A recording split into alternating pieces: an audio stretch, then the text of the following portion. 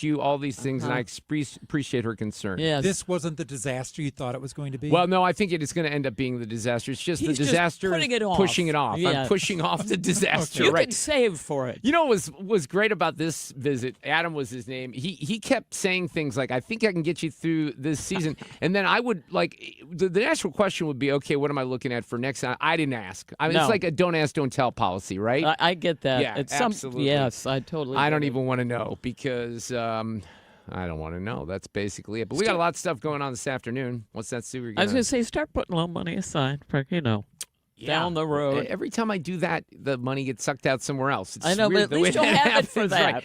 Yeah, I think at some point I'm going to have to know what I'm facing, to fix Yeah. the irrigation system. This is hashtag, white people West County problems is what I'll be told on the interwebs. By the way, speaking of the interwebs, we don't have a feed. We do have a feed. Oh, Ethan. look at Ethan. Ethan back for the first time in like 10 days. The show is whole with Fred and Sue and I, and he has saved the streaming day. We are now on YouTube and on the X, formerly Twitter. The thing is they told me to tell people that at the start of the show. And I'm like, well, the people I'm going to tell are the people that aren't watching right now or can't watch. So what good would that do? Well, there's Maybe them. they were going to message their friends who were listening to the show.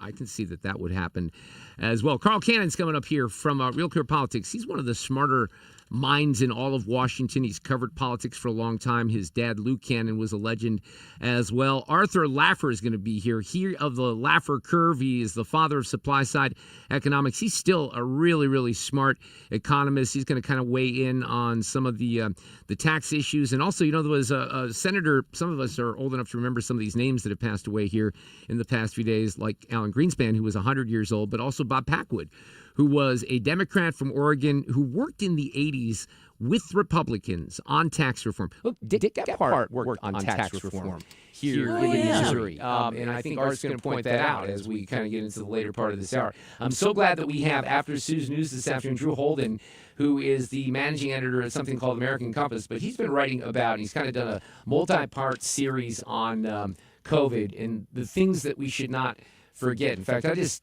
retweeted something on X here a short time ago. It was from somebody else, but Adam Carolla had retweeted it, and I retweeted Adam because he basically said, "Look, don't forget about this stuff," and it's a montage. I'll use a little of this at 4:30 when we have our guest on when Drew's here, because it just reminds you of the nonsense that was said, in the media throughout that whole period. And we're still, the repercussions are still here. Batya Ungar-Sargon, who hosts Batya on News Nation, is going to be here in the 5 o'clock hour. And, of course, it's Tech Talk Tuesday with our friend George Rosenthal over at Throttle It, which will be a lot of fun. So that's coming up in the 5 o'clock hour. I have a lot of stuff that I wanted to get to here this afternoon, and I just love, and I want to make sure I get this in, I love the reaction. We talked about this briefly yesterday of the tourists who are coming in to this country for the World Cup. I didn't watch a lot of the games last night. I was watching the Cardinals game. They won. Fred, did you watch World Cup action last night? I watched the Cardinals until it was over. But I mean, I think today, who was it? Ronaldo. Somebody scored again today. Like all the stars are I think scoring. he scored 2. It was like It was a blowout. Portugal 5-0. Yeah. Oh, wow. But, I think 5-0. you would have to say, 5-0. based on what we've experienced in the tournament here in the first couple of weeks, I think that everyone would pretty much agree it's been an overwhelmingly positive experience for the country, for the fans, for the teams. I mean, you got hiccups every once in a while, obviously, but I'm not trying to pick on this guy because I've picked on him before, but I pulled this column up. This guy, Eli Hoff, who writes for the Post-Dispatch, he's like the Columbia, the Tigers beat reporter, if you will. And I think he lives in Columbia. And he said something really stupid during football season, and I blasted him on X. And I don't know the guy. He actually said, "Hey, this is getting personal. Why don't you just reach out?" I'm like, well, I just told you your column was stupid, and I'm going to stand by that. But he wrote the most, I don't know if you saw this, Fred, it was the most negative article about the World Cup 2 weeks ago.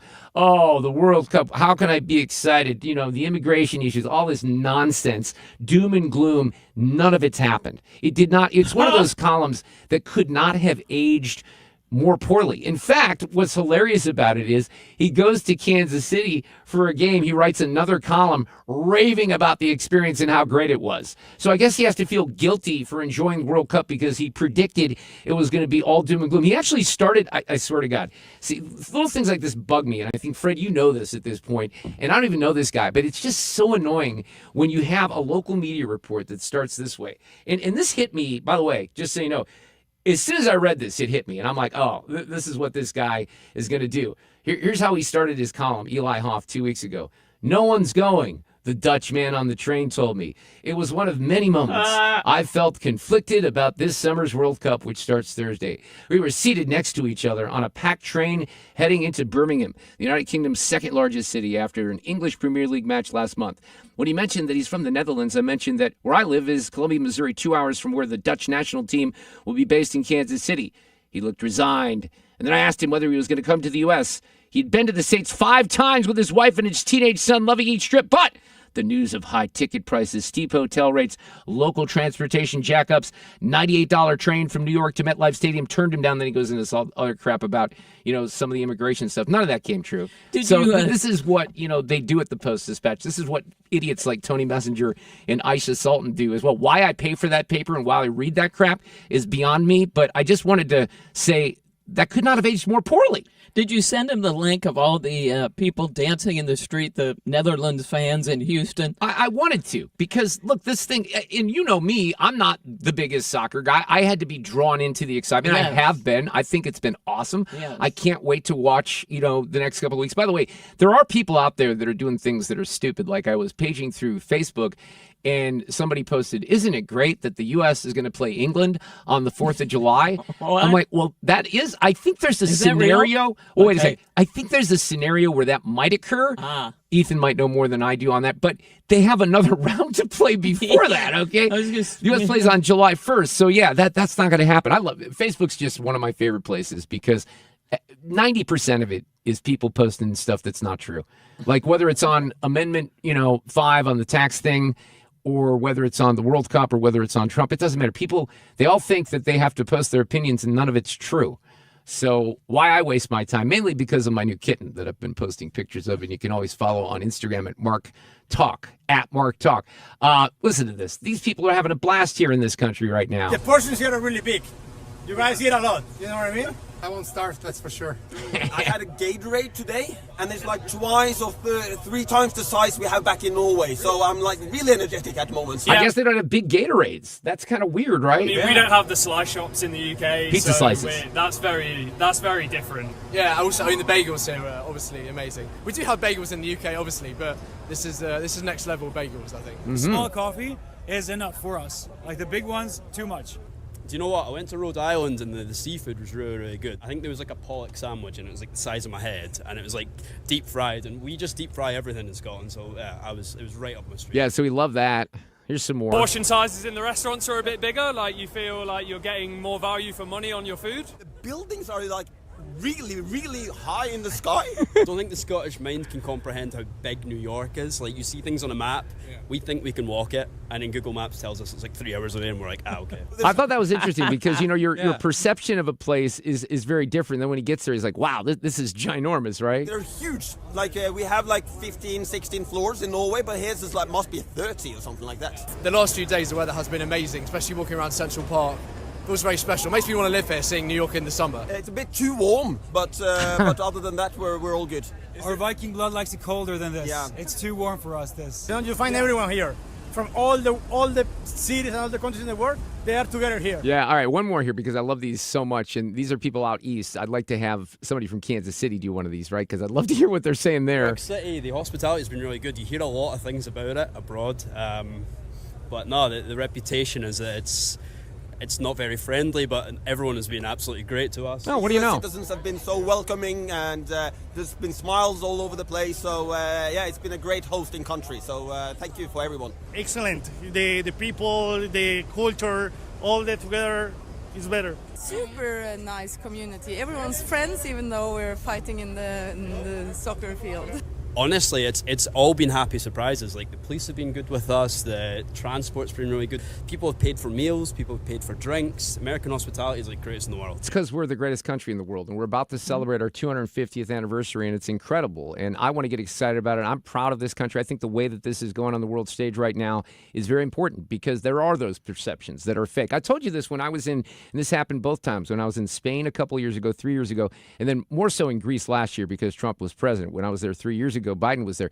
But the media coverage could not have been more off the mark of reality when you watch the international coverage of what's happening in this country. Oh, yeah. Not even close to realistic. And that's what people see, on a regular basis. So it's great that they can see this. And I hope that those types of montages and pieces are being, fed back and played in media in the UK, in Spain, in Portugal, all over the planet, because I think that's great for the U.S. And Trump's going to take all the credit for it, but that's okay. Traffic from the 97.1 FM Talk Traffic Center. Well, we've got a jam up north. If you are an eastbound 270 driver, it's jammed from 367 to the Chain of Rocks Bridge, and a lot of that is just due to road work. Now, we've got westbound 70 looking pretty good out of downtown. There is some moderate volume, and that's kind of right at Cave Springs. 6440, that's got some volume as well, but it's the usual. So it's just past Hampton, and it goes out through McCausland, and then it opens up and looks a lot better. And if you are traveling into Illinois, we actually look good at this point. There's a little bit of volume coming off of the Stan Musial Veterans Memorial Bridge, but it's not bad. We do have volume 5570 at 203 and eastbound 64 at 255. And southbound 270, moderate volume in pockets from Olive down through Doherty Ferry. This report is brought to you by Lakeside Renovation and Design. For over 25 years, they've been St. Louis's trusted choice for transforming homes inside and out. They do everything from windows to siding, and they deliver quality craftsmanship and lifetime warranties. Visit lakesiderd.com to start your dream project today. Sue Thomas with traffic, 97.1 FM Talk, St. Louis Conservative. Yeah, Ethan kind of let me know that there was a chance at the beginning. See, I don't know the matchups and the brackets and stuff. There was a chance at the beginning of all this that England could have faced the USA, but the USA exceeded expectations, so they won't. But see, that makes the Facebook post that I referred worse. to. That's even worse. And by the way, here's what's frightening to me. People post stuff like that, and then you look at the comments, because I was hoping someone in the comments would say, and that's not going to happen. They're like, oh, wow, that's cool. No. And then what do you do as the person who posts that when you find out it's not true?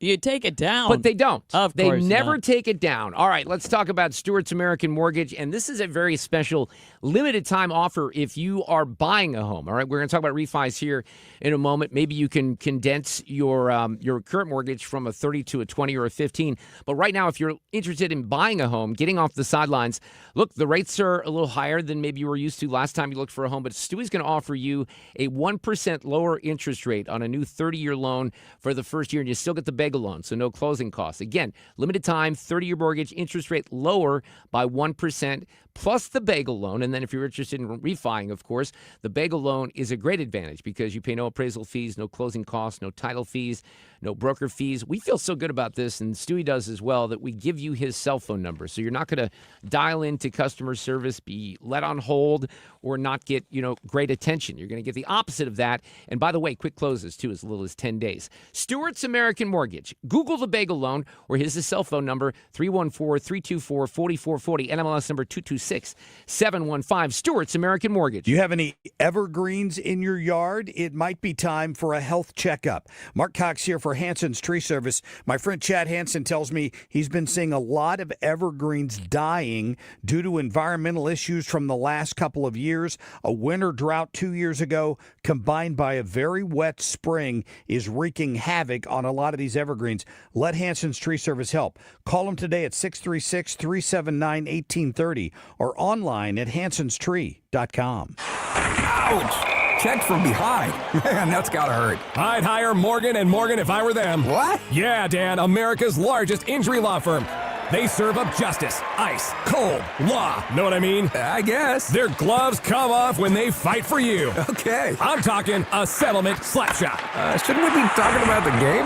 Yeah, Dan. Morgan and Morgan. Proud partner of the St. Louis Blues. Injured? Dial Pound Law or visit forthepeople.com for an office near you. Do you owe $10,000 or more in credit card debt or personal loans? With credit card debt at all-time highs, Debt Relief Advocates is urgently notifying consumers of debt relief now being made available designed to aid consumers with out-of-control credit card debt. Those who qualify and enroll for this relief program may only have to pay back a fraction of what they owe.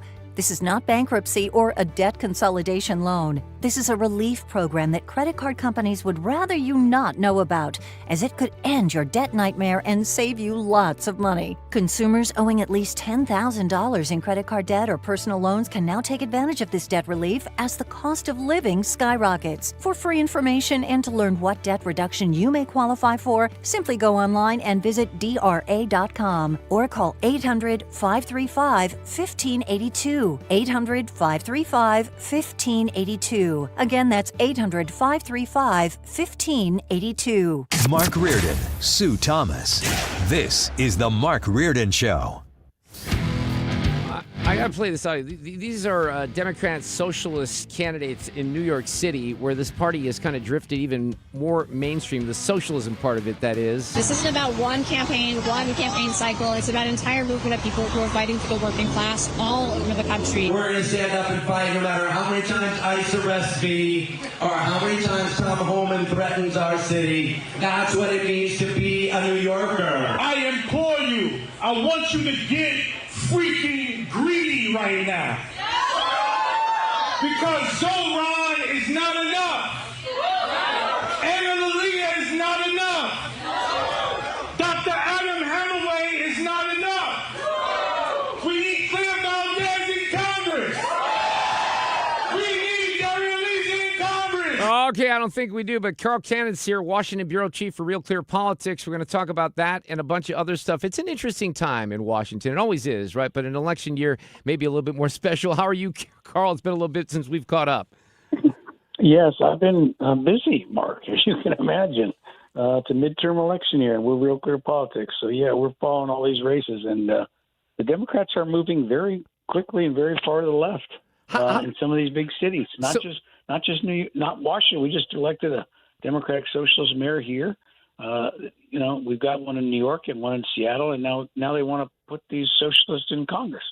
Yeah, it's a little frightening. And look, we got a race here. I think Wesley Bell might be safe. He's the incumbent. He's the one who took out Cori Bush a couple years ago. But she's running again. And, she's brought in people like Hassan Piker and the likes of him in to campaign. So, when it comes to a primary and where the base is, I suppose you don't know on some of these races. Well, people forget this, Mark, but Alexandria Ocasio-Cortez was not little known.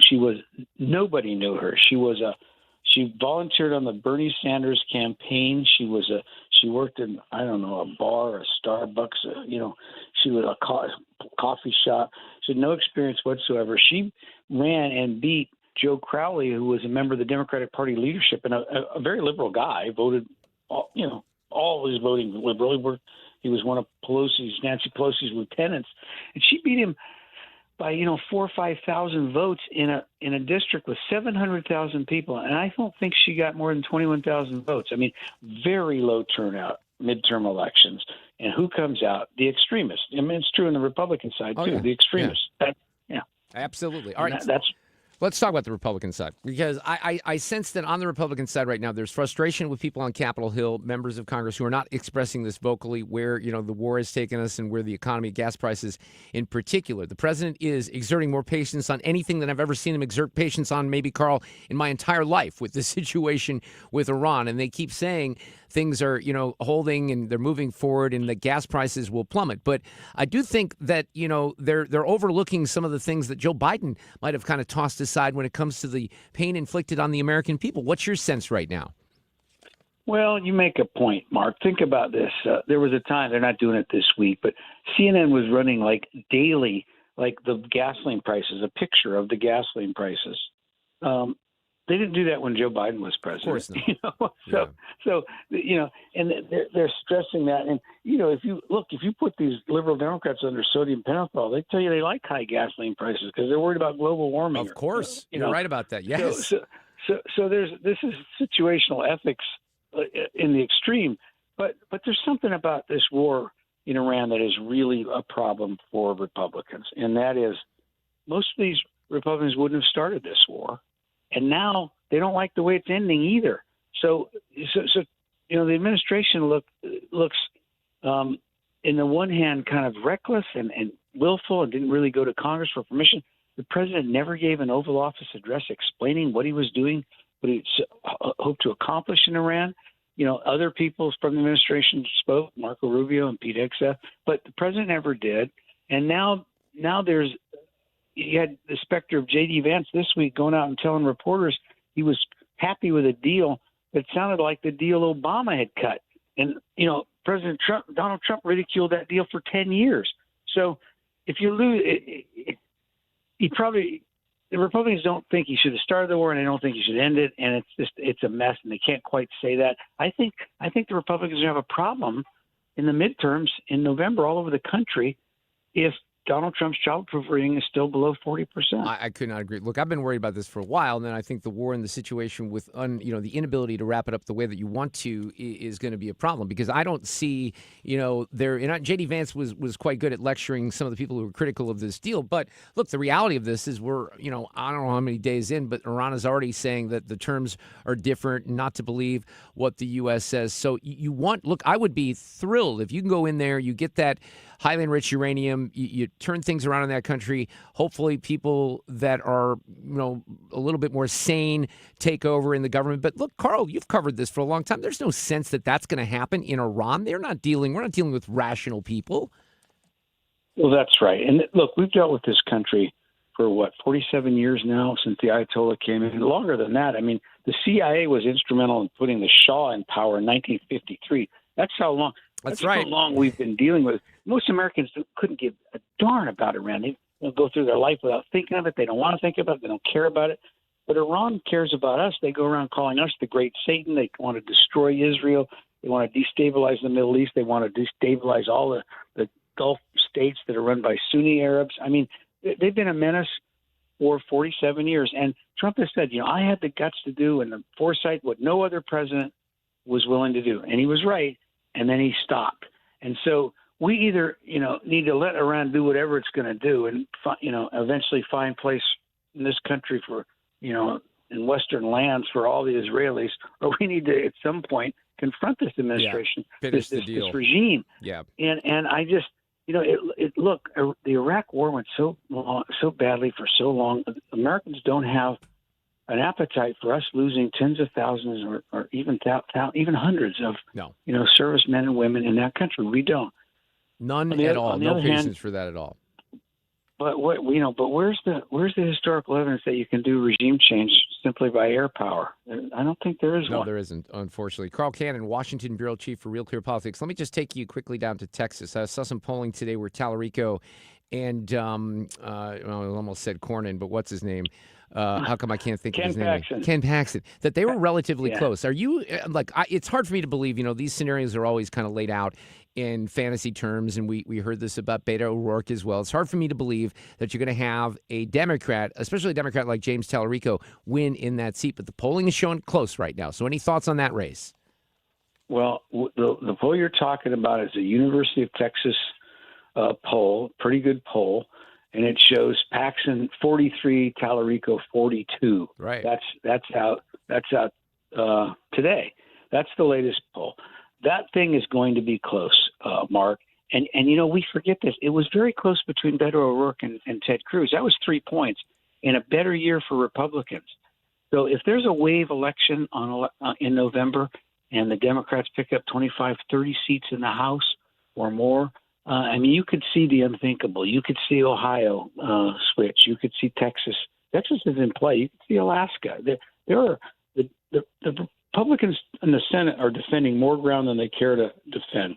On the other hand, if Trump really does wrap up this war, gasoline prices drop, the Democrats keep electing these demagogues and socialists around the country, and their brand is still in the toilet. And the Republicans, lose the House narrowly, but eke out these states where it ought to win in the Senate. It could come down to, Maine, where the Democrats have nominated a guy, even worse than Ken Paxton, by Platter, by traditional, absolutely. Yeah, by hopefully traditional Susan measures. Collins is safe there. I just think, unfortunately, as much as I'm against the war and what's happening with the inability to wrap that up, I don't want to forget about the things that Trump was good about. The big, beautiful bill, shutting down the border. There's all these things that would not have happened had a Democrat been in there. And I don't want the audience or anyone else to, be confused that I don't appreciate that. I just think that this is a bit, I've used the Q word for a couple of months here, quagmire, and we've seen this happen before historically, as you said. And I think they're really in a tough spot right now. So, Carl, thank you so much for coming on. Enjoy the nation's 250th birthday. How about that? Well, I'm going to see fireworks on July 4th, and I don't know what, I'm going to fly my flag. And look, Mark, we got a lot of problems in this country, but it's still the greatest country in the history of the world. Absolutely. I'm so proud of it. Look, I can't wait. I remember the bicentennial, and I'm trying to think positive here about all the great things that we've accomplished and the freedoms that we have. I just played some audio at the start of the show from some of these folks that are here from across the pond visiting with the World Cup and their perceptions of America and how they've kind of been blown up with all the friendliness and the accommodations and the food and all that. So it's pretty cool to see that on the world stage right now too, Carl. I couldn't agree more. We had this campaign. We argue about immigration, and the arguments get pretty bad. But I saw a clip of Haitians dancing with Scots in Boston, and I thought, only in America. That's right. That's right. Thank you, Carl Cannon. We'll see you. Traffic from the 97.1 FM Talk Traffic Center. Eastbound 270, we've got some road work really close to just on the approach there to the Chain of Rocks Bridge, and just a jam behind it that goes back past 367. That is the worst of it right now. Westbound 70, though, slowing at Cave Springs.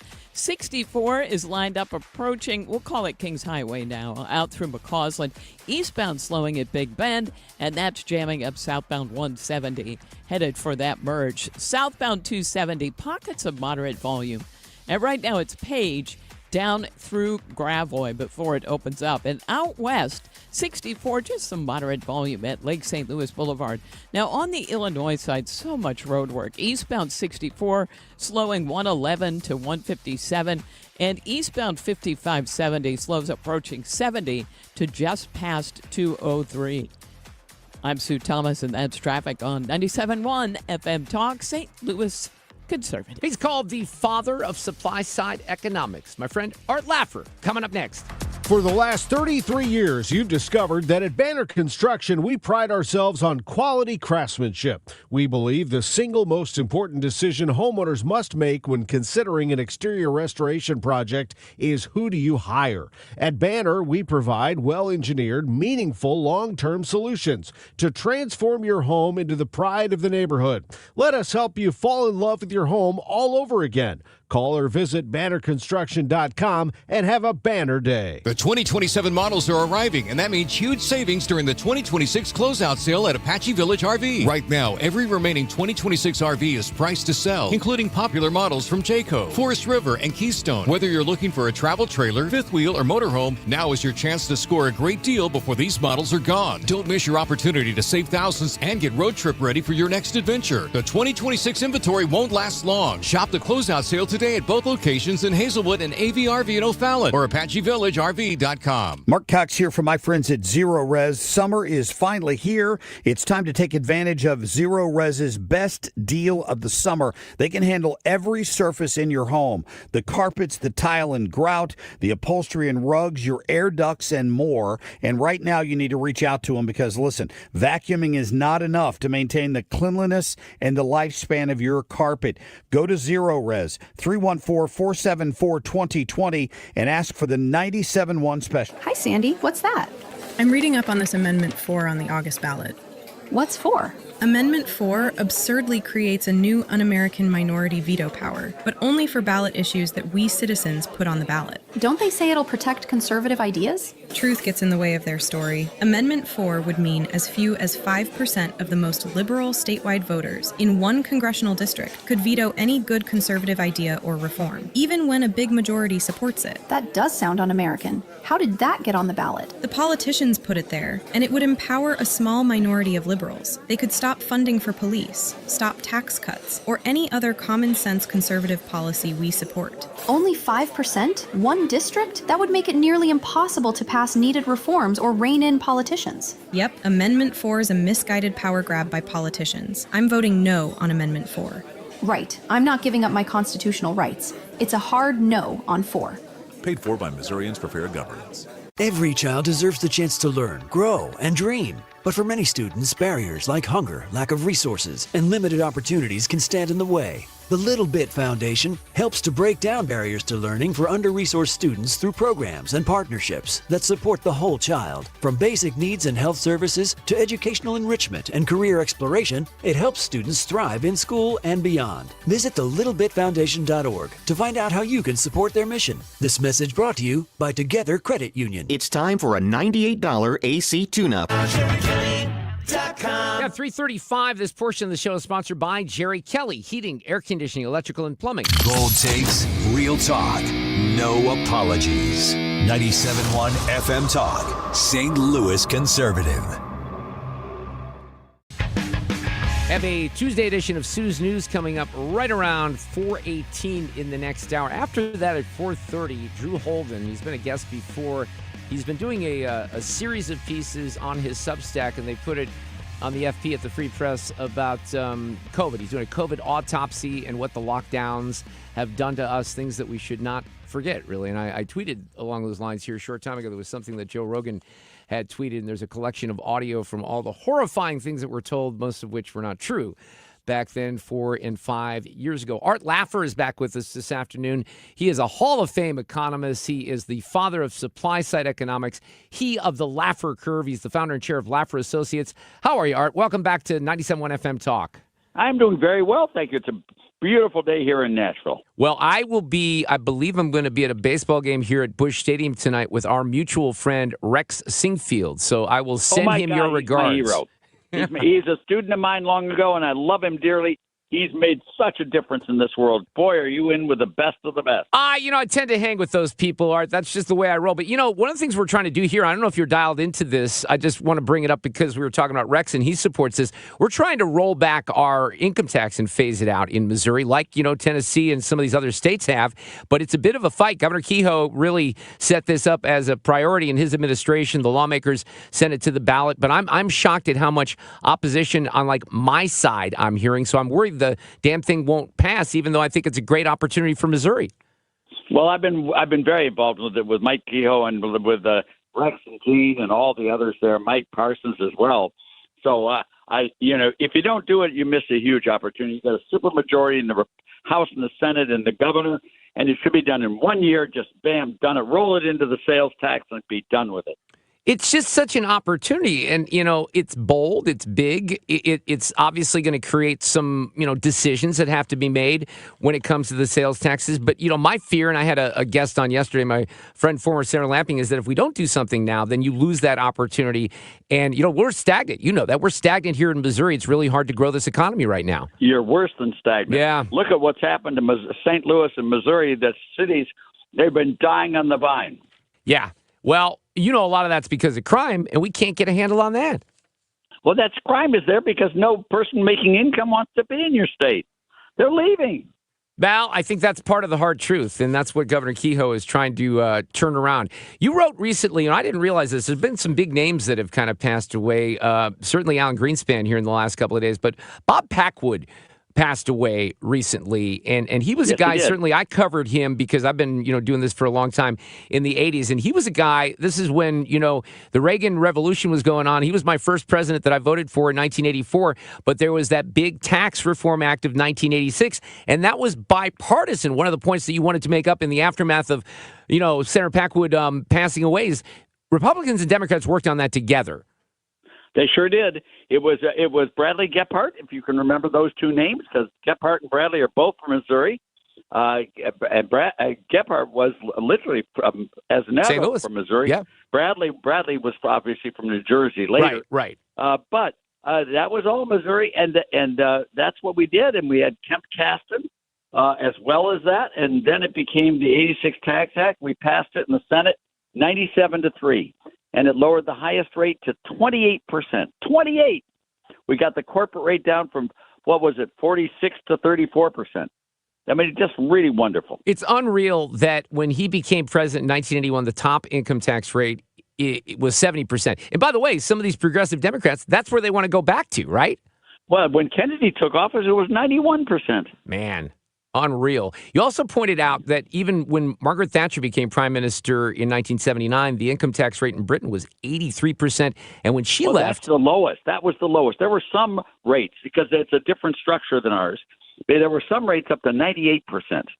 Wow. And then I guess she reduced to 40%. So what would you say about what President Trump has done, especially last year with the big, beautiful bill? Because, one of the things that I get frustrated by, I think that was a significant piece of legislation, and no one really gives in the legacy media any kind of examination of what would have happened if we did not renew those. And everyone's paying more taxes right now and having more money confiscated. But I don't know that they marketed the bill as well as they should have. But your thoughts on what passed last year? Well, I have no idea what the market. That's a different league than I'm in. I'm an economist there, but I thought the BBB was great.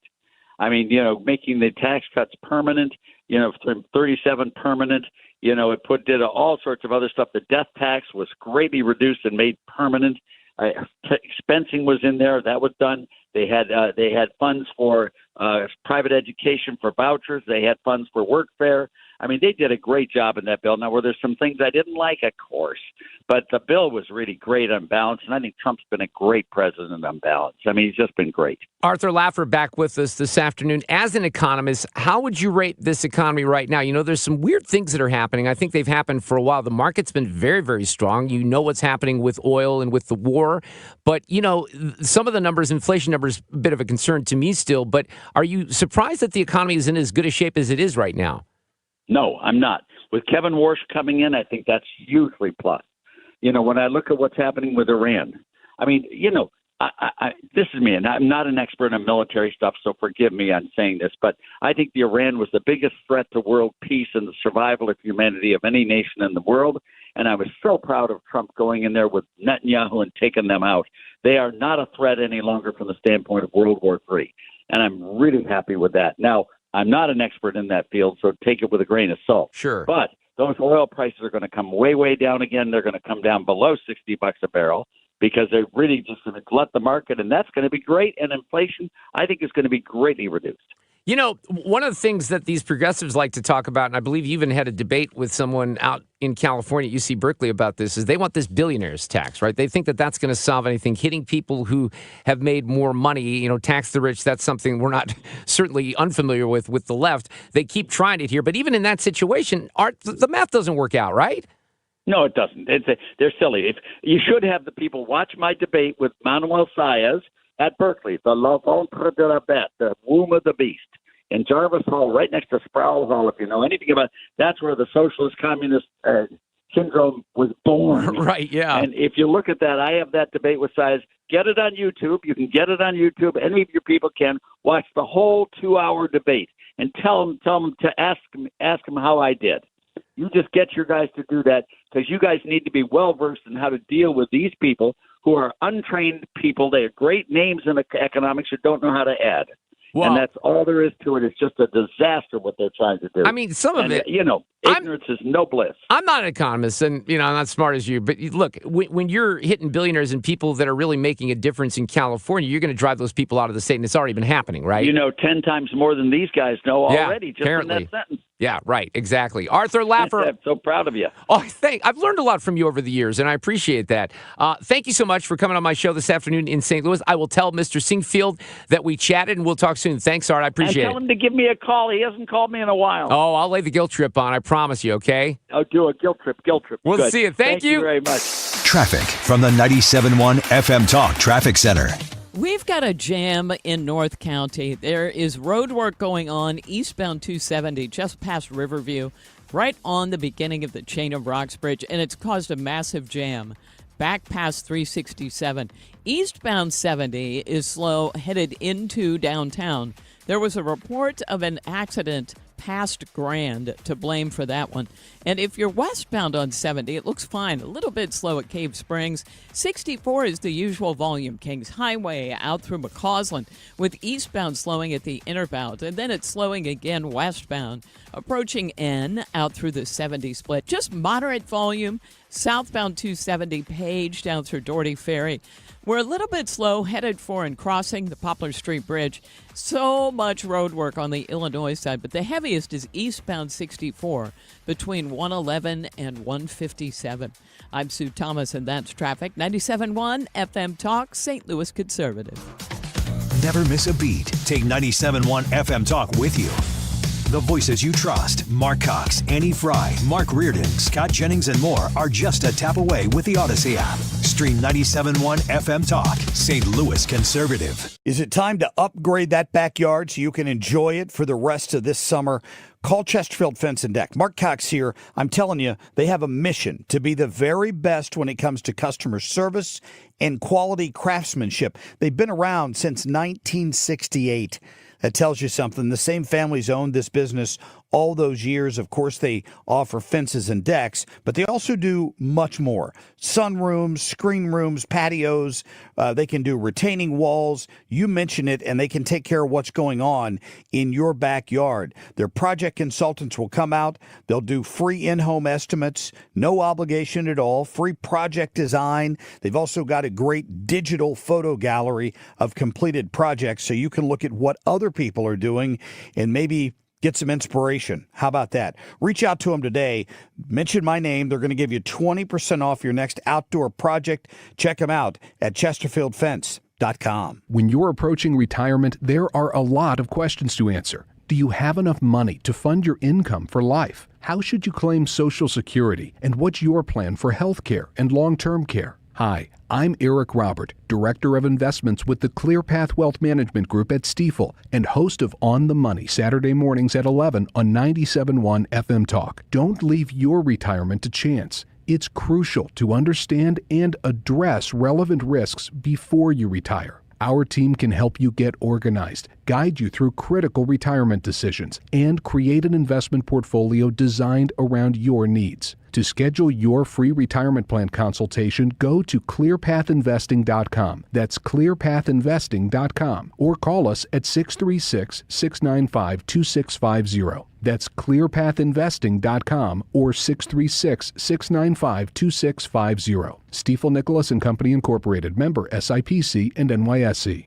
Data centers don't wait, and neither should your supply chain. From power and connectivity to racks and critical power, Graybar brings the products and the experience data centers need now. And with deep inventory and logistics expertise, we keep projects moving from first delivery to final install. With hundreds of locations and a nationwide delivery fleet, we help you bring facilities online, on time, and on budget.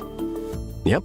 Graybar does that. This is attorney Todd Nissenholtz of Kaufman Townsley. When you're seriously injured in a car accident, insurance adjusters are not on your side. They're known as insurance adjusters because they're always adjusting the settlement offers lower and lower. At Kaufman Townsley, we'll get your settlement higher and higher, the maximum money you deserve. How? Because we fight. No one deserves to be victimized twice by the negligent driver and the insurance company. Call Kaufman Townsley at 314-777-7777. Don't let tax refund worries hold you back. File now with TurboTax on Intuit Credit Karma. They'll find every credit and deduction to help you get every refund dollar you deserve, or your money back. Start filing today in the Credit Karma app. This is the Mark Reardon Show on 97.1 FM Talk, St. Louis Conservative. Got Sue's News coming up here in the next hour on a Tuesday afternoon. Let me do just a little music here because I found an interesting story. I don't know that I was ever the biggest Kiss fan on the planet. I had friends that were more into them when they started becoming popular in the 70s. Same. Yeah, so I'm guessing you weren't the big... But look, their story is fascinating. There's a film out right now called Deep Water, and Gene Simmons is part of the production team that put that film out. Rennie Harlan is the director. Aaron Eckhart's in it and some other folks. that you would know. But in the Wall Street Journal today, and I thought this was going to be from a book, but it's just sort of an interview that he did with this reporter by the name of Mark Myers, but it's told in, like in first person. By the way, I always got to play my other favorite Kiss song is God of Thunder. It's the only song I ever learned how to play on the organ. When I worked on a farm when I was a kid, there was a little organ at my mom's aunt and uncle's house, and I would just do God of Thunder, down, down, down, and rock and roll. It was terrible. But so in the Wall Street Journal today, they basically say Gene Simmons, 76, is a bassist and co-founder of the rock band Kiss, and Simmons Hamilton Productions, which recently, released the film Deep Water. So I kept reading because I was kind of curious. I had interviewed Gene many, many years ago. This goes back 20 years. So some of these things I probably knew at the time because he may have told me, because I believe he had written a book. Maybe there was an autobiography. But anyway, in here, he talks about growing up. He grew up in Haifa, Israel. It was 1949. They lived in a one-room stone house just outside of the city. He says there was no money for toys. A stick was my plaything. That was kind of, when I was a kid, I always said that too after a lot of birthdays and Christmases with my boys. I said, I wish I would have just gotten them sticks and rocks. Mm-hmm. Because that's what they ended up playing with. So Gene says, my mom, Flora, had grown up in a village in Hungary. She worked at her parents' general store and for a beautician. After the Nazis invaded in 1944, her father and brother were taken away. Then she and her mother were sent to Auschwitz. Her mother was pulled from her and went to the gas chamber. My mother, 19, went to Ravensbrück, a female slave labor camp. And listen to this. He says, one day she and others were asked if they could style hair. Those who raised their hands were asked if they spoke German. The ones who said yes were killed. She said no. His mom said no, and she wound up styling the hair of the commandant's wife. They did not want her overhearing conversations. Oh. That's why they did not want them to speak German. 2 more death camps followed before she was finally liberated by the Americans in 1945. And then, he kind of writes about, man, you forget about the backstories of so many of these people, even in this country. She comes back to her, homeland, and she's in Hungary. Everyone's been killed. Her whole family, an extended family, had been killed. Gene says that when he was 3 years old, he contracted polio, but thanks to the vaccine, the impact was limited. And then he goes through a crisis because his dad left his mom when he was 6. He says, my father was a dreamer. One day we went looking for him. At a movie theater, I spotted him. He was with a blonde woman. My parents divorced. But he kind of goes into the fact that his mom and he changed their name from Witz to Klein. That was her maiden name. And she found a job in a factory sewing buttons in Brooklyn. And he was 12 years old. He was a butcher's assistant. Okay, that's what Gene Simmons did. He says he lugged heavy meat up from the basement, delivered newspapers. He had other part-time jobs. He says, I contributed. He's not saying I earned. He loves this I country. contributed nearly $30 a week. In February 1964, I love this too. So many bands say that was the day. They saw the Beatles on the Ed Sullivan Show. He goes, I initially thought they looked like monkeys. My mother said she didn't like them. After I saw girls screaming, I like them. Next, we moved into a one-bedroom apartment in Jackson Heights, Queens. By ear, I learned how to play guitar. I thought that was interesting. But he said rock band bassists were in short supply. So I fooled around the bass. At 15, I joined the band. He meets this guy named Stanley Eisen, and he co-founds Wicked Lester is the name of the band. Stanley Eisen becomes Paul Stanley. Paul Stanley was also Jewish, and they decided Jewish names weren't rock and roll. So he takes Stanley, takes Paul as the first name. He chooses Simmons. They find a couple others, and they formed the band Kiss in 1972. They said they went to the Woolworths, which was 2 blocks away. They wanted to be different, so they bought clown makeup, and the rest is history. Yep. Isn't that crazy? He loves this country like Yes. nobody's business. He really does. He's still married to Shannon Tweed, Yep. I guess. Yep. And he says his father married multiple times. His mother made more than 25 trips to Israel to visit him and to bring him cash. He was her first true love. That's quite something. Though I didn't answer my father's letters, I felt responsible. I bought him a house in Israel and sent money, but that was it. I never forgave him for leaving us and hurting my mother. So he was generous in the end to his father, but could not forgive him. Which that's a crazy story. It really is, and very, very interesting. But you're right. Whenever you see him, he's very, very centered and I think very cautious about what he says. But he always makes a lot of sense. He's one of those common sense rock and rollers out there. And I remember when I did the interview with him, I had recorded it.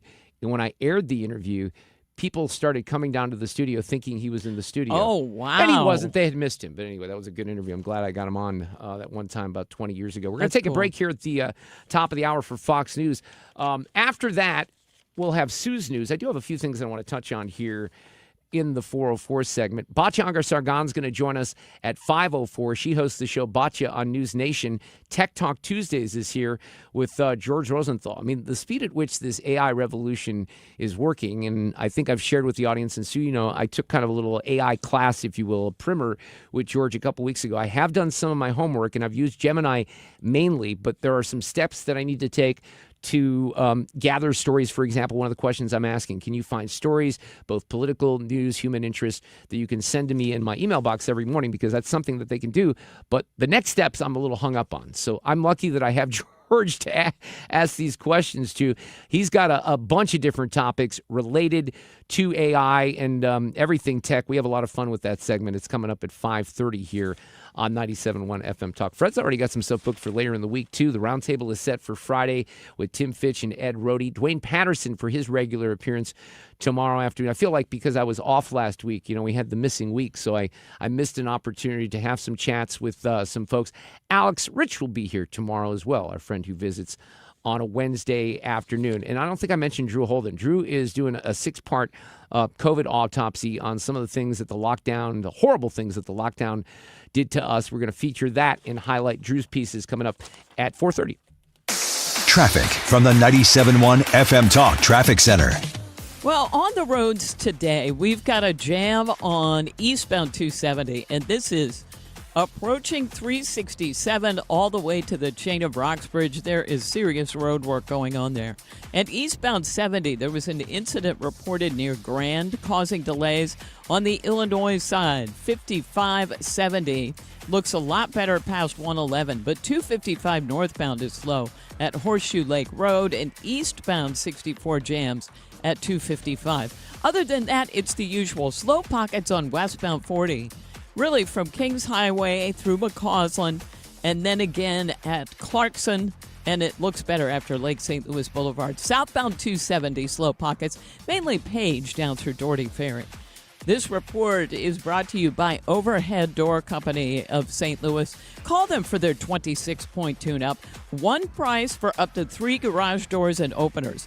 Always look for the genuine, the original red ribbon. Schedule online, overheaddoorstlewis.com. I'm Sue Thomas with traffic. 97.1 FM Talk, St. Louis Conservative.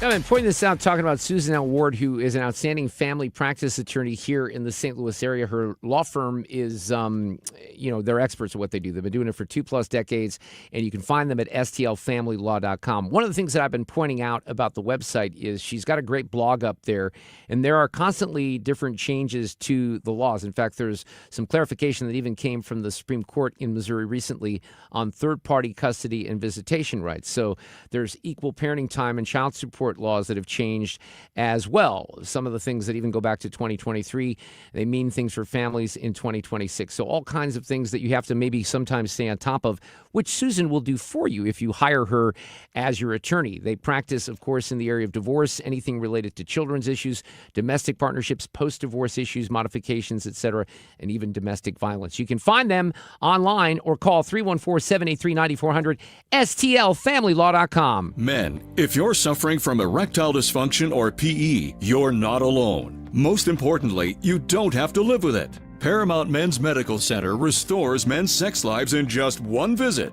Their painless breakthrough treatments eliminate ED and PE, even when Viagra and Cialis don't work. Here's Dr. Simovitz, specialist in men's health. Paramount Men's Medical Center's painless breakthrough treatments eliminate ED and PE, regardless of age or medical history. 98% of patients see instant results right in the office. Men are now lasting longer than they ever imagined. And the best part, at Paramount Men's Medical Center, your consultation and first treatment are free. Qualified patients even get their testosterone checked free. Call 314-887-4333. 314-887-4333. Take control of your sex life. Call now. 314-887-4333. This station is now conducting a test of the emergency alert system. This is only a test.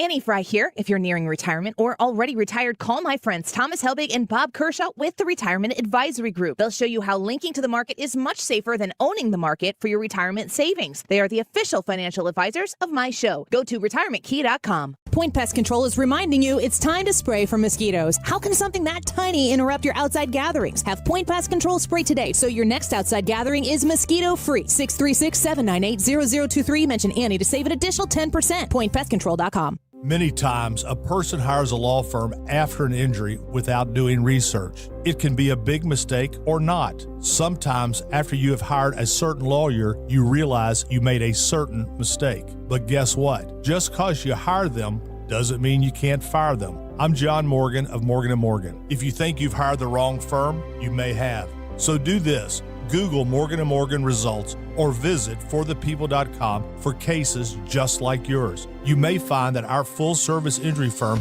should have been your choice in the first place. Last year, almost 12,000 people discharged their law firm and hired us after further research. We became America's largest injury firm for a reason. Visit forthepeople.com today and let's get started. Or call Pound Law on your cell phone. Morgan & Morgan, for the people. The choice of a lawyer is an important decision and should not be based solely upon advertisements. Past results afford no guarantee of future results. Every case is different and must be judged on its own merits. Why is there a fire in California that's been raging on for 6 days? And McDonald's brings back a classic favorite. I'm excited. We'll get into it. KFTK FM Florissant from the Kaufman Townsley St. Louis's Injury Lawyers Studio. Call 314-777-7777. That's 314-777-7777. Congress sends a message to the president. Lisa Brady, Fox News. The U.S. Senate passing a war powers resolution on the 10th try. It already passed the House and is aimed at blocking more military action against Iran without approval from lawmakers, though it's considered largely symbolic. 4 Republicans voting in favor of the resolution, including Kentucky's Rand Paul. But he tells Fox Business he stands with President Trump on diplomacy. I think they will trade their nuclear program because they have been thoroughly decimated.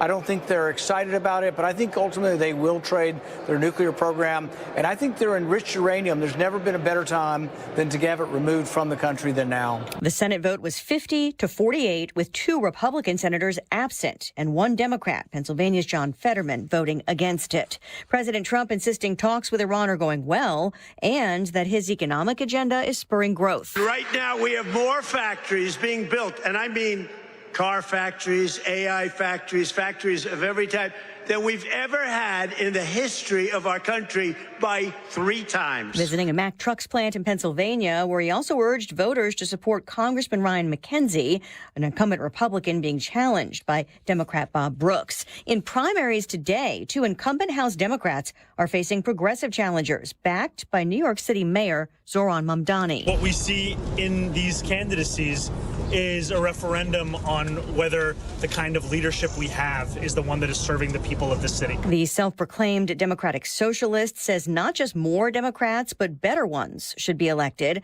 Several House races on the New York ballot, along with another in Utah. Voters are also settling the fall candidates for governor in Maryland and in South Carolina, where both Republicans in a runoff race now have President Trump's support. America is listening to Fox News. You've got to try the new TikTok diet. Just ask Chat. I just take blue-green algae. You just have to eat kale. Kale, kale, kale. I read you should put butter in your coffee. Or you could trust your gut. When it comes to your energy, digestion, and overall health, how do you know what's actually right for you? That's where Viome comes in. Viome is a simple, at-home gut health test that looks at your body's real-time biology using RNA to show what's going on inside you right now. Not trends, not guesses, your biology. With your results, Viome gives you clear, personalized, actionable guidance. Which foods help you, which ones don't, and which supplements your body actually can benefit from. All based on the world's largest gut health databases and thousands of clinical research studies. Many people who use Viome report better digestion, more energy, and an improved mood within months. So stop guessing. Start knowing. And maybe still eat the kale? Maybe. Learn more at Viome.com/know. V as in Victor, IOME.com/KNOW. And use coupon code VIOME50 to save $50 off your purchase. And eat everything blue. No thanks. Air Comfort Service, heating, cooling, and insulation, weather. Our fantastic weather for late June continues. Delightful this evening, partly cloudy, 64 for the overnight low. Wednesday, partly sunny, a couple of showers and thunder showers here and there, but very limited. A lot of dry time Wednesday, 84. Wednesday night, clouds, nothing more than a spot shower, 67. Thursday and Friday, unsettled, changeable sky with periods of rain and thunderstorms, some heavy downpours possible. This is 97.1 FM Talk. Chief Meteorologist Dave Murray. This hour of the Mark Reardon Show is sponsored by Gamma Tree Experts. Your trees deserve the best care. Call Gamma Tree Experts. This is the Mark Reardon Show on 97.1 FM Talk. This is kind of where I miss my dear friend, our dear friend Jane Duker, because I'm going to talk about a food item that is making its way back into society. Have you heard about this, Sue and Fred? No. All right. This is kind of fun, I think, because I got some good reaction from this on social media, too. But I remember these when I was a kid, and I used to love them. Now, I did see some people saying they're not the same as when we were kids, but they're bringing back the warm apple pie. At McDonald's? Yeah. So, yeah, exactly.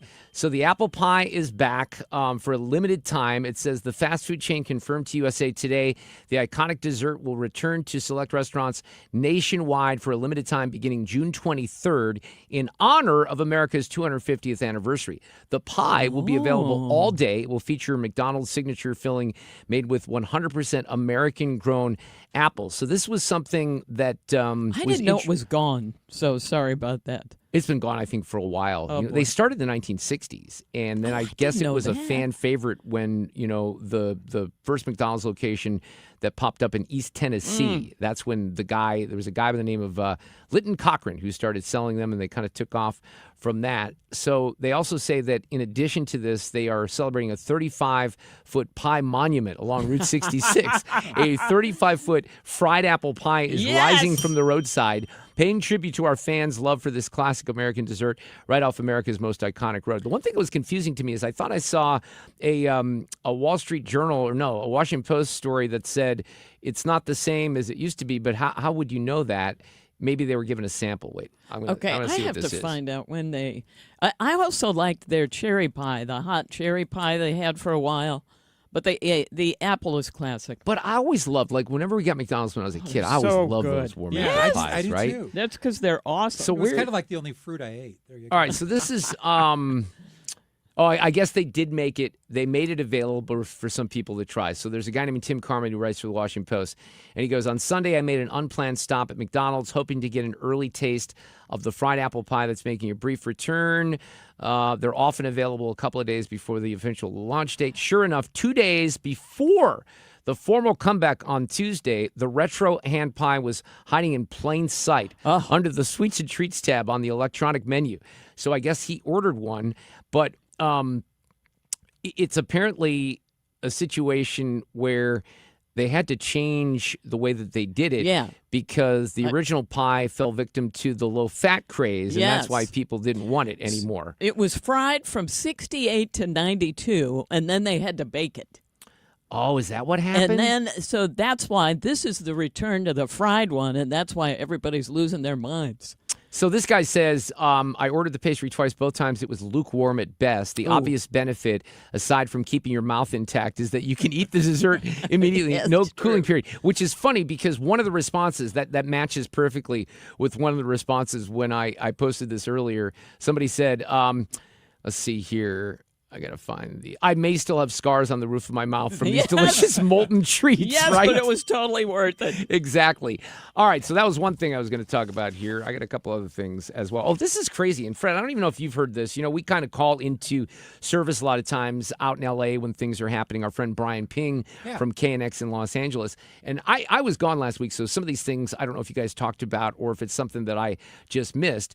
But there's a fire that's going on in L.A. right now that's been going on for 6 days. at a warehouse. I feel like it doesn't get that much coverage. I saw a little bit of it this morning, and I thought 6 days, you would think that we would have seen more. I haven't even heard of it. Well, I had not heard about it until today, and this was in the LA Times, and they're saying it's a week-long fire at a massive refrigerated warehouse in Boyle Heights. I really don't know that area, but it's blanketing southeast LA County and the San Gabriel Valley with a lot of smoke, and there's health concerns and all this. But I mean, just the 6 days jumps out at you, right? I mean, that's amazing that they can't put this thing out and that it's burning that out of control. That shows you how, when we learned this obviously a couple years ago with the wildfires, but it shows you how powerful these things are, right? Yeah, and they don't seem very able to put fires out there now. When I hear there's another fire there, I think, oh, geez. Nobody's managing things properly, and remember the water was bad. They had, depleted everything they shouldn't have for the last huge fire, and yet they'll elect that same mayor. Yeah, I know, right? In this case, I think it's worse because you have chemicals that are burning. Ooh, right? that's bad. And yeah, and I don't know where the winds are taking it, but they're still fighting this thing 6 days into it, which is just kind of crazy.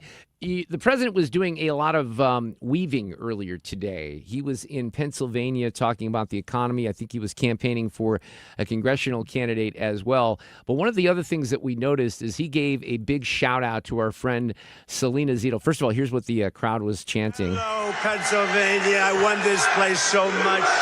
We won.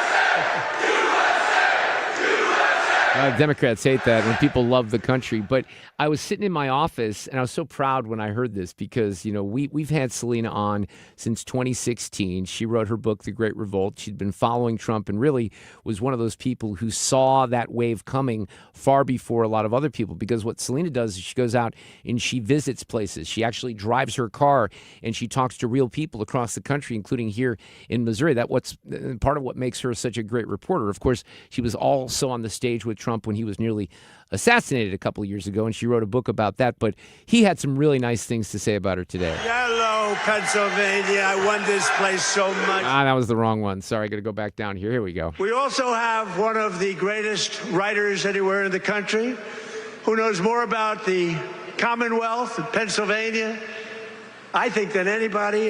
She's a terrific person. Right from the beginning, she said Trump is going to win, therefore I like her. She said Trump is going to win in 2015. In fact, she wrote an article in 2014. She said this guy Trump should run. I hadn't thought too much about it. I was having a lot of fun putting up buildings. But she was very early on, and I really mean it. I don't think there's anybody that knows more about. They used to call it the Rust Belt. I call it the Money Belt now. It's gone from the Rust Belt to the Money Belt. Either one is okay, but there's nobody that knows more than Selena Zito. There you go. Where are you, Selena? A shout out Where there. are you, Selena, with your beautiful daughter? Thank you, Selena. Selena's an incredible woman, and her daughter is following in her footsteps. She's just been so good. Very powerful writer, actually. Some of the biggest papers in the world. It's nice to have good stories on occasion, truthful stories.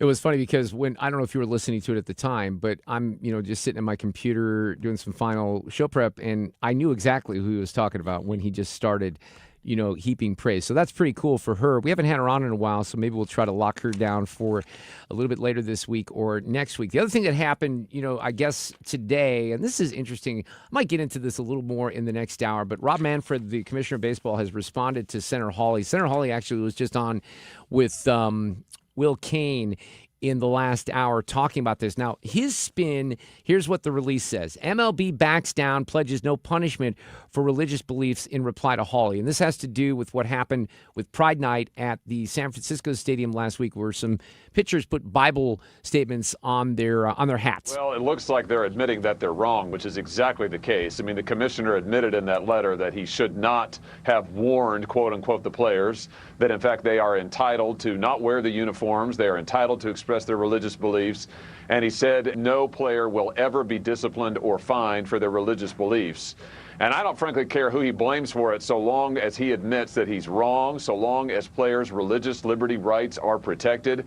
And, I just have to say, I think that this is a great outcome. It's right that Major League Baseball admits they had a big screw up here, and it's right that the First Amendment is protected in Major League Baseball. I hope it will be going forward. I don't think Rob Manfred would probably describe it as a big screw up, but here's what he said. It was a very lengthy letter that he wrote to Senator Hawley a couple of days ago that's now coming out. And look, what they basically say is, and some of this is just history with what happened with Pride Nights, a couple years ago in 2023, the Dodgers and the Giants, this is according to Rob Manfred, requested their use of the Pride emblem on uniforms, hats on Pride Night be grandfathered because they basically made a decision in 2023 of not permitting clubs to utilize special uniforms, hats, or equipment in their celebration days, except under very narrow circumstances. In other words, patches honoring deceased members of the baseball community, baseball milestones, things of that nature, right? So the Dodgers and the Giants, they get it grandfathered in for a year. And I guess since then, they've basically operated under that clause because they feel like because of their communities in San Francisco and LA, they have the biggest, alphabet mafia communities. So what Manfred says here is where they, admit that they screwed something up. Unfortunately, this year, the Giants' communication with players was inadequate and not clear. Some players apparently did not understand that they had the option to wear the uniform, the normal uniform, and elected to add messages to their hats bearing the Pride logo as a result. The Giants players were allowed to wear the hats with the biblical references for the entire game. After the game had concluded, my office issued a routine oral warning about the uniform policy. Unfortunately, it was issued before we became aware of the Giants' lapse in communication. The players were neither fined nor disciplined, nor will they ever be. So there you go. I mean, they did screw it up with the Giants, and I think it's the Giants who kind of screwed it up. They didn't communicate properly with their players. Here's what I said. Let's simplify this, and maybe to a certain extent, this is what happens now because they changed the rule a couple years ago. They have a new collective bargaining agreement. We're going to probably have a lockout next year. In the CBA, just ban this crap. We don't need it. We have a whole month, right? We got a parade that's going to go on this weekend, right? It's been a month. You die for the country, you get a day. Enough is enough. Traffic from the 97.1 FM Talk Traffic Center. Accident westbound 6440 before Boone's Crossing. And they've got the two right lanes blocked, traffic jams behind it. The worst jam this afternoon is on eastbound 270. It's down to only one lane open due to road work on the Chain of Rocks Bridge. Only the left lane is open, and we've got a parking lot jam almost back to West Florissant. Also heavy and slow is southbound 170 as you head towards 64. There was some volume on eastbound 64 on either side of 170. And westbound is lining up approaching Kings Highway out through McCausland. Now we've got an accident reported on eastbound 64, really close to Grand, causing delays. On the Illinois side, 64 eastbound, slowing at 255 due to road work. I'm Sue Thomas, and that's traffic. 97.1 FM Talk, St. Louis Conservative. I hope I didn't distract you there, but it was really interesting, Sue. And I want to ask George Rosenthal this. There's a commercial that just ran called RainJacketTV.com or something like that. I was showing Fred because, remember, we got him a rain jacket. At the bottom of the commercial, there's a note that says that this commercial was produced entirely with AI. Wow. I mean, they didn't lie about it, right? Yeah, they had pictures of like a bear getting close to the guy and stuff like that. And they basically said it was created with AI. There's the future, Wave people. of the future, that's right. All right, speaking of that, and we will talk about AI and some things related to that in an hour with George Rosenthal, but let me talk about the Gelman team and what they do here with eXp Realty, because, look, AI is going to play a role in a lot of these things, but when you have a trained real estate agent, like a human being, you give yourself a better opportunity to come on top by working with professionals. They've been doing this for a long time at the Gelman team. If you are interested in buying a home, it can be a little challenging because of the market and with rates right now. They'll tell you selling a home, you're still in a great position to get top dollar if you make the right decisions. And some of those decisions might be based on things that you were otherwise uncomfortable with. You may have to stage your home. You think your home looks great, but for the right buyer, Mark and Neil might recommend something different. They can also give you an instant cash offer, so they have a lot of options at the Gelman team. If you want to find out what your home is really worth right now, they make it easy too. If you go to their website, you can find out. There's a little tab that says, what is your home really worth? Find out for free. A pop-up comes up. You enter your address. You're going to find a really, really accurate number. Check out the Gelman team today with eXp Realty. You can find him at thegelmanteam.com. You're listening to The Mark Reardon Show, 97.1 FM Talk, St. Louis Conservative. All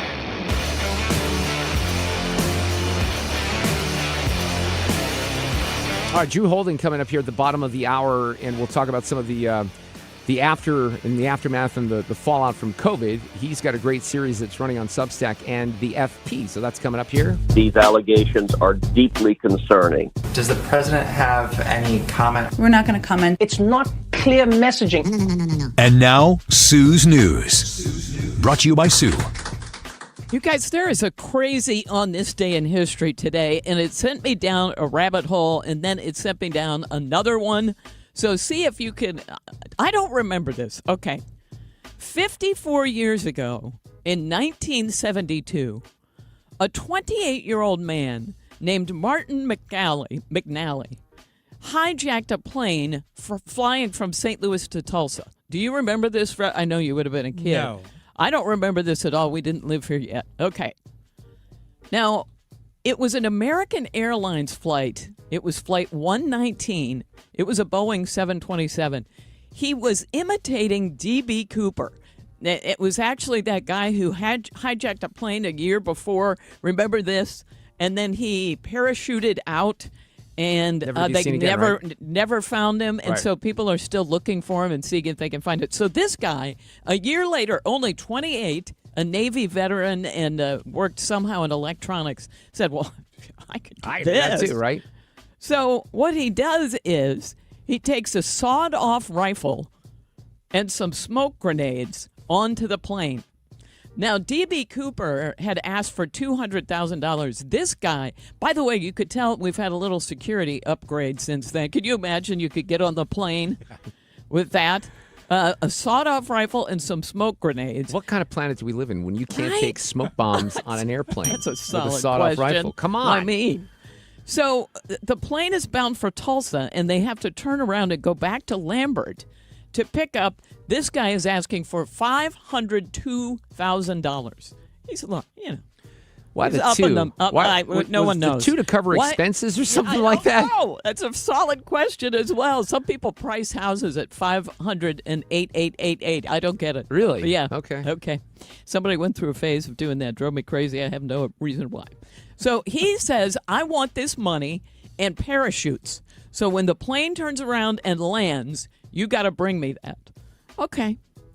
Well, meantime, a guy in a St. Louis hotel is drinking, and he watches this coverage because they've got coverage on TV because they know it's happening.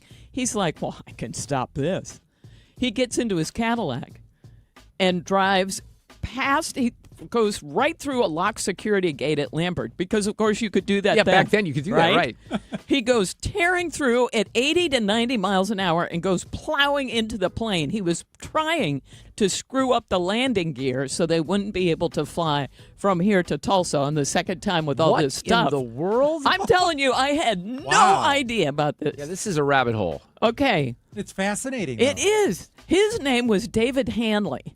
Okay, well, he was unsuccessful. He hurt himself. But the plane managed to take off toward Canada.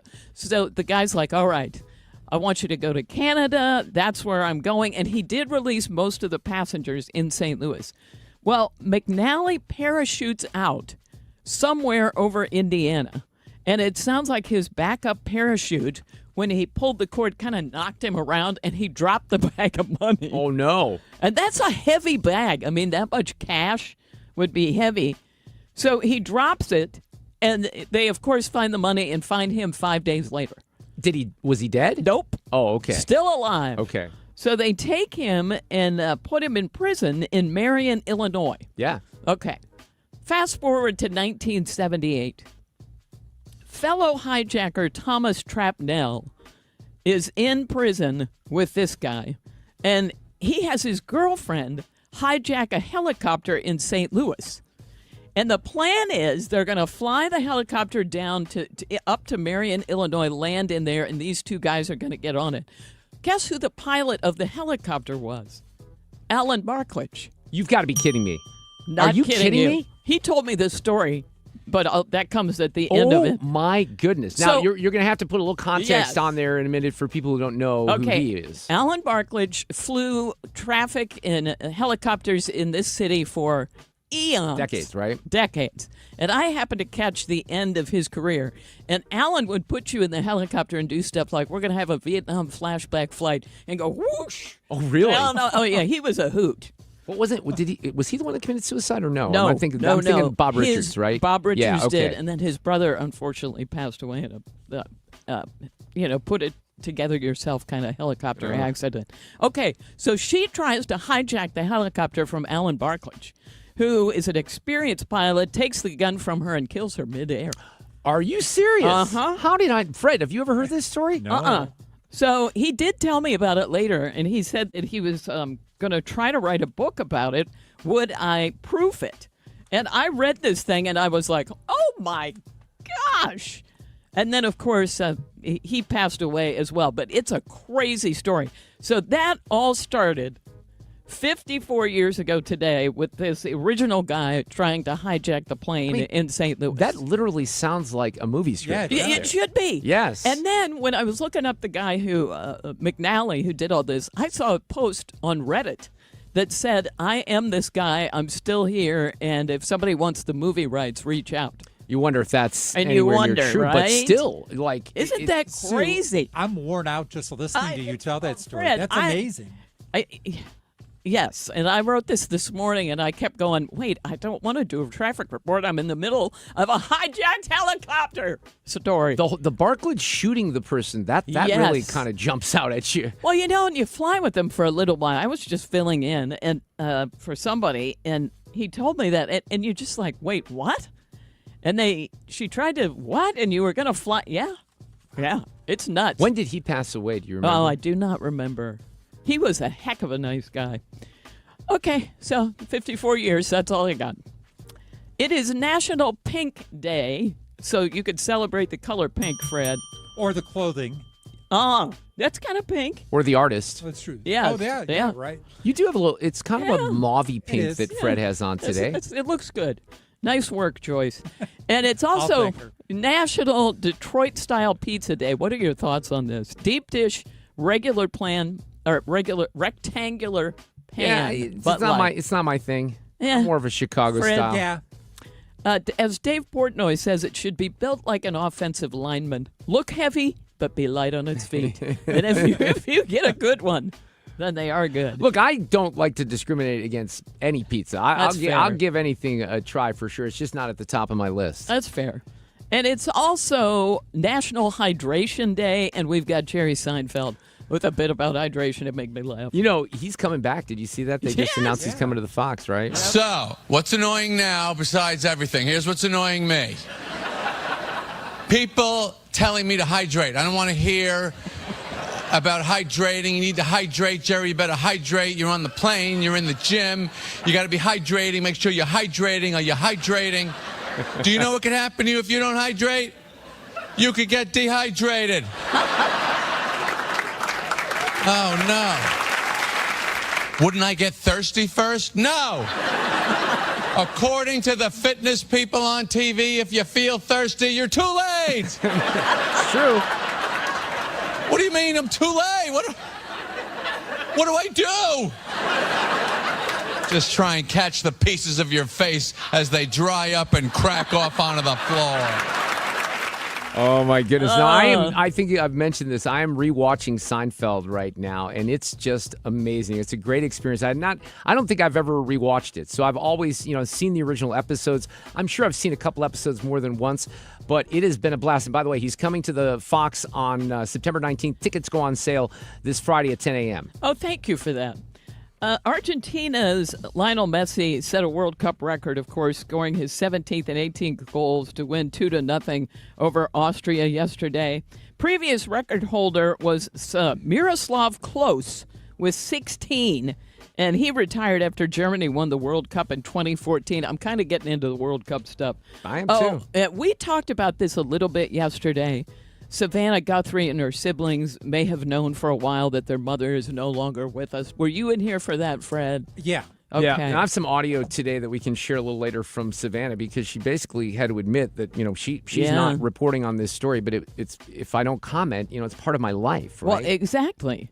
According to the new report, they got a message Friday, February 6th, or just February 6th, apologizing for Nancy Guthrie's inadvertent death, but the sender also suggested returning the body for an unspecified amount of money. Ugh. Hours after Nancy was reported missing on the 1st, a ransom note from the same IP address asked for $4 million in Bitcoin for her safe return. And then instead of sending the full amount, authorities sent $152 in Bitcoin to the address they were given, hoping that perp would retrieve it and then they could trace it. But they never touched it. They were too smart to touch it. Yeah, and she put another plea out, to say, look, if you can give us answers, somebody has to know just for final closure. But again, it doesn't. Some of this matches up with what we even learned from Harvey Levin and TMZ at the time, too. That's because true. He was even, cautionary about some of the other ransom notes that may have come in after the original one.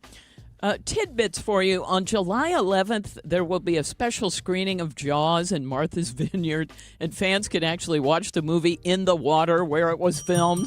That's pretty cool. It's a genius idea. And finally, in Sue's News, we have today's random fact. In the 1800s, there was an Eskimo custom. When a stranger would enter the village, he and one of the locals would slap each other as hard as possible until one gave up. I have no idea why, Fred. But wasn't there some weird slap game that people did at some and point? I wondered if it was based on that. Well, that's what makes me think it was, right? Anyway, that's what happened. I don't know what you got if you won. We're left with that mystery as we wrap up Sue's News on this Tuesday. I'm Dan Loney with Your Money Now. Markets were lower today with the Nasdaq down more than 2% on another day of tech stocks selling off. The Dow was down 46 points, ending the day at 51,666. Nasdaq fell 579 points. S&P 500 was off 107. Testimony given recently by former Microsoft CEO Bill Gates about his connection to Jeffrey Epstein was released by the House Oversight Panel today. Gates' testimony back on June 10th said that his connection with Epstein was designed to win financial support for his philanthropic venture, the Gates Foundation. Quote, I never should have met with him, end quote, said Gates in his testimony. Amazon Prime Day starts today, and it'll be the big test for U.S. shopper spending power. The 4-day blitz running through Friday comes after Amazon shifted it from July. It cited a calendar crowded by the FIFA World Cup and the 250th anniversary of the United States independence. Once again, the market's lower across the board. That's Your Money Now. From the FIFA World Cup to competitive business environments, grand ambitions lead to game-changing achievements. At Bank of America, we're there to support businesses at every step, providing insights and expertise to help you gain an edge. He shoots, he scores! What would you like the power to do? Explore winning business solutions at BofA.com/gamechangers. Bank of America, official bank of the FIFA World Cup 2026. The board recommends approving. Regarding that seat on the committee, we're promoting to boost quarterly earnings. Every day, shareholders meet to discuss important matters about the companies you invest in. Now you can easily make your voice heard. Vanguard Investor Choice gives you a say in the companies you invest in. With just a few taps, you can set your proxy voting preference for your index funds. Visit Vanguard.com/investor choice to learn more. Vanguard investors own shares of our index funds, which own shares of the companies they invest in. Available for Vanguard index funds that participate in Investor Choice. Vanguard Marketing Corporation Distributor.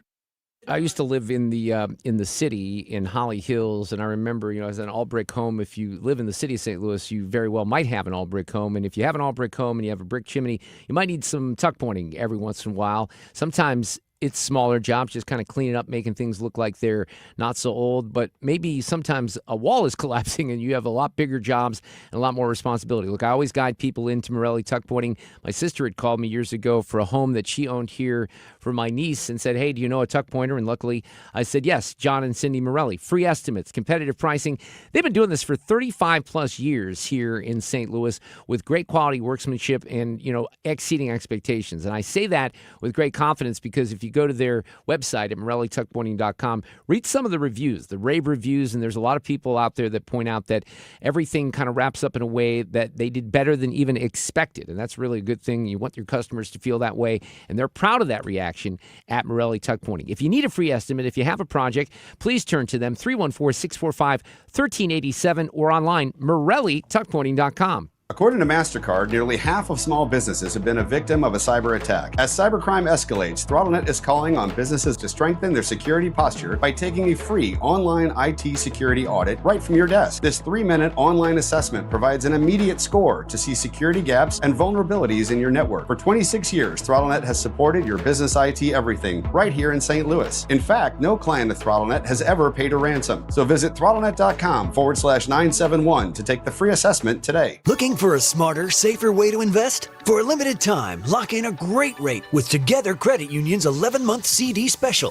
From day one, your return on investment is guaranteed. No market swings, no surprises. Just a competitive, fixed rate that steadily grows your deposit. Make your money work harder with a financial partner that puts you first. Visit a Together Credit Union branch near you or go online to togethercu.org to learn more.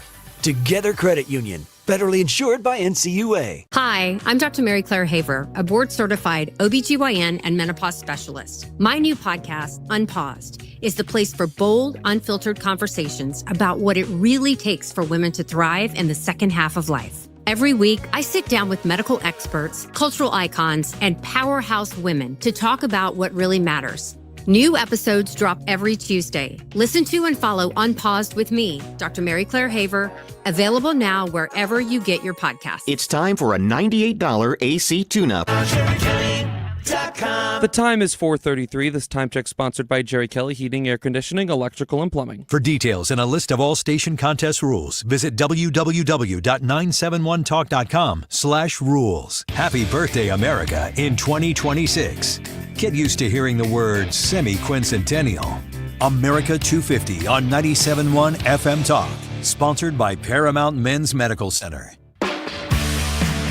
All right, a little breaking blues news this afternoon. I'm going to let Ethan kind of handle the details on this because this just happened, I think, a few minutes ago, right?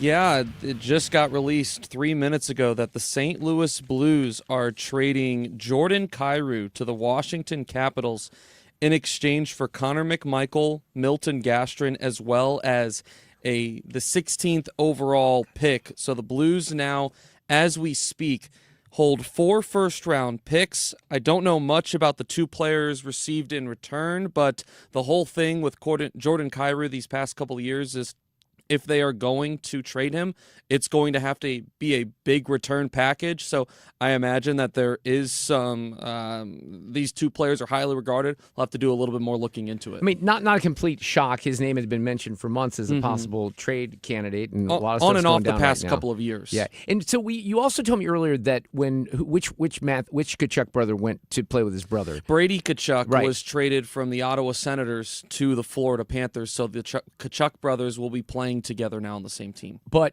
he did not have the Blues on his list, did he? He did not. He had a very small list of teams that he was willing to waive his no-trade clause to. I believe it was 4 or 5. Doug Armstrong did make it clear earlier this week that they did check in with Ottawa to see if there was any interest. There was not, and that was that. Okay, well, I appreciate the update, and thank you so much. Let me apologize to Drew Holden, who's on the line, my guest in this segment here. He's the managing editor at the American Compass and has done a series here on COVID. Drew, thanks for your patience. How are you this afternoon?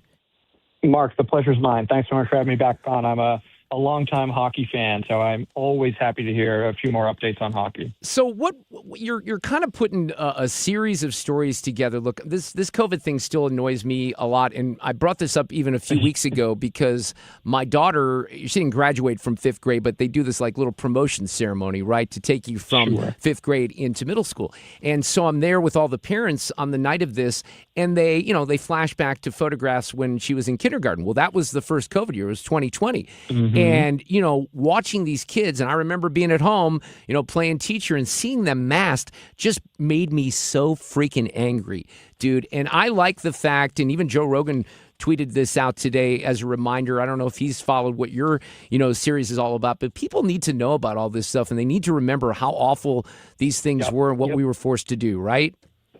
Yeah, exactly. And Mark, I think my big worry and why I wanted to write the series in the first place is that I'm worried we're already starting to forget about it, right? The news cycle moves a mile a minute every day, year in, year out. All they want to talk about is Trump. All they want to talk about is whatever's happening now. They're interested in talking about the algae in the reflecting pool.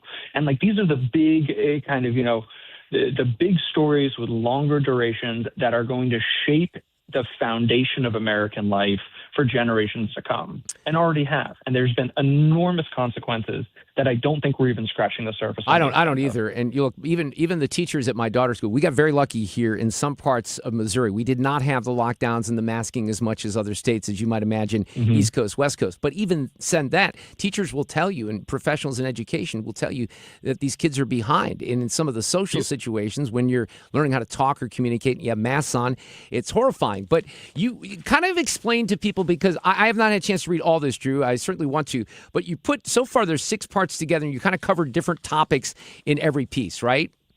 Yeah, that's right. So I tried to work chronologically. So I've been working on this, I was originally going to put this out at the 2-year anniversary, and then I got waylaid by a couple of things, some good, some bad.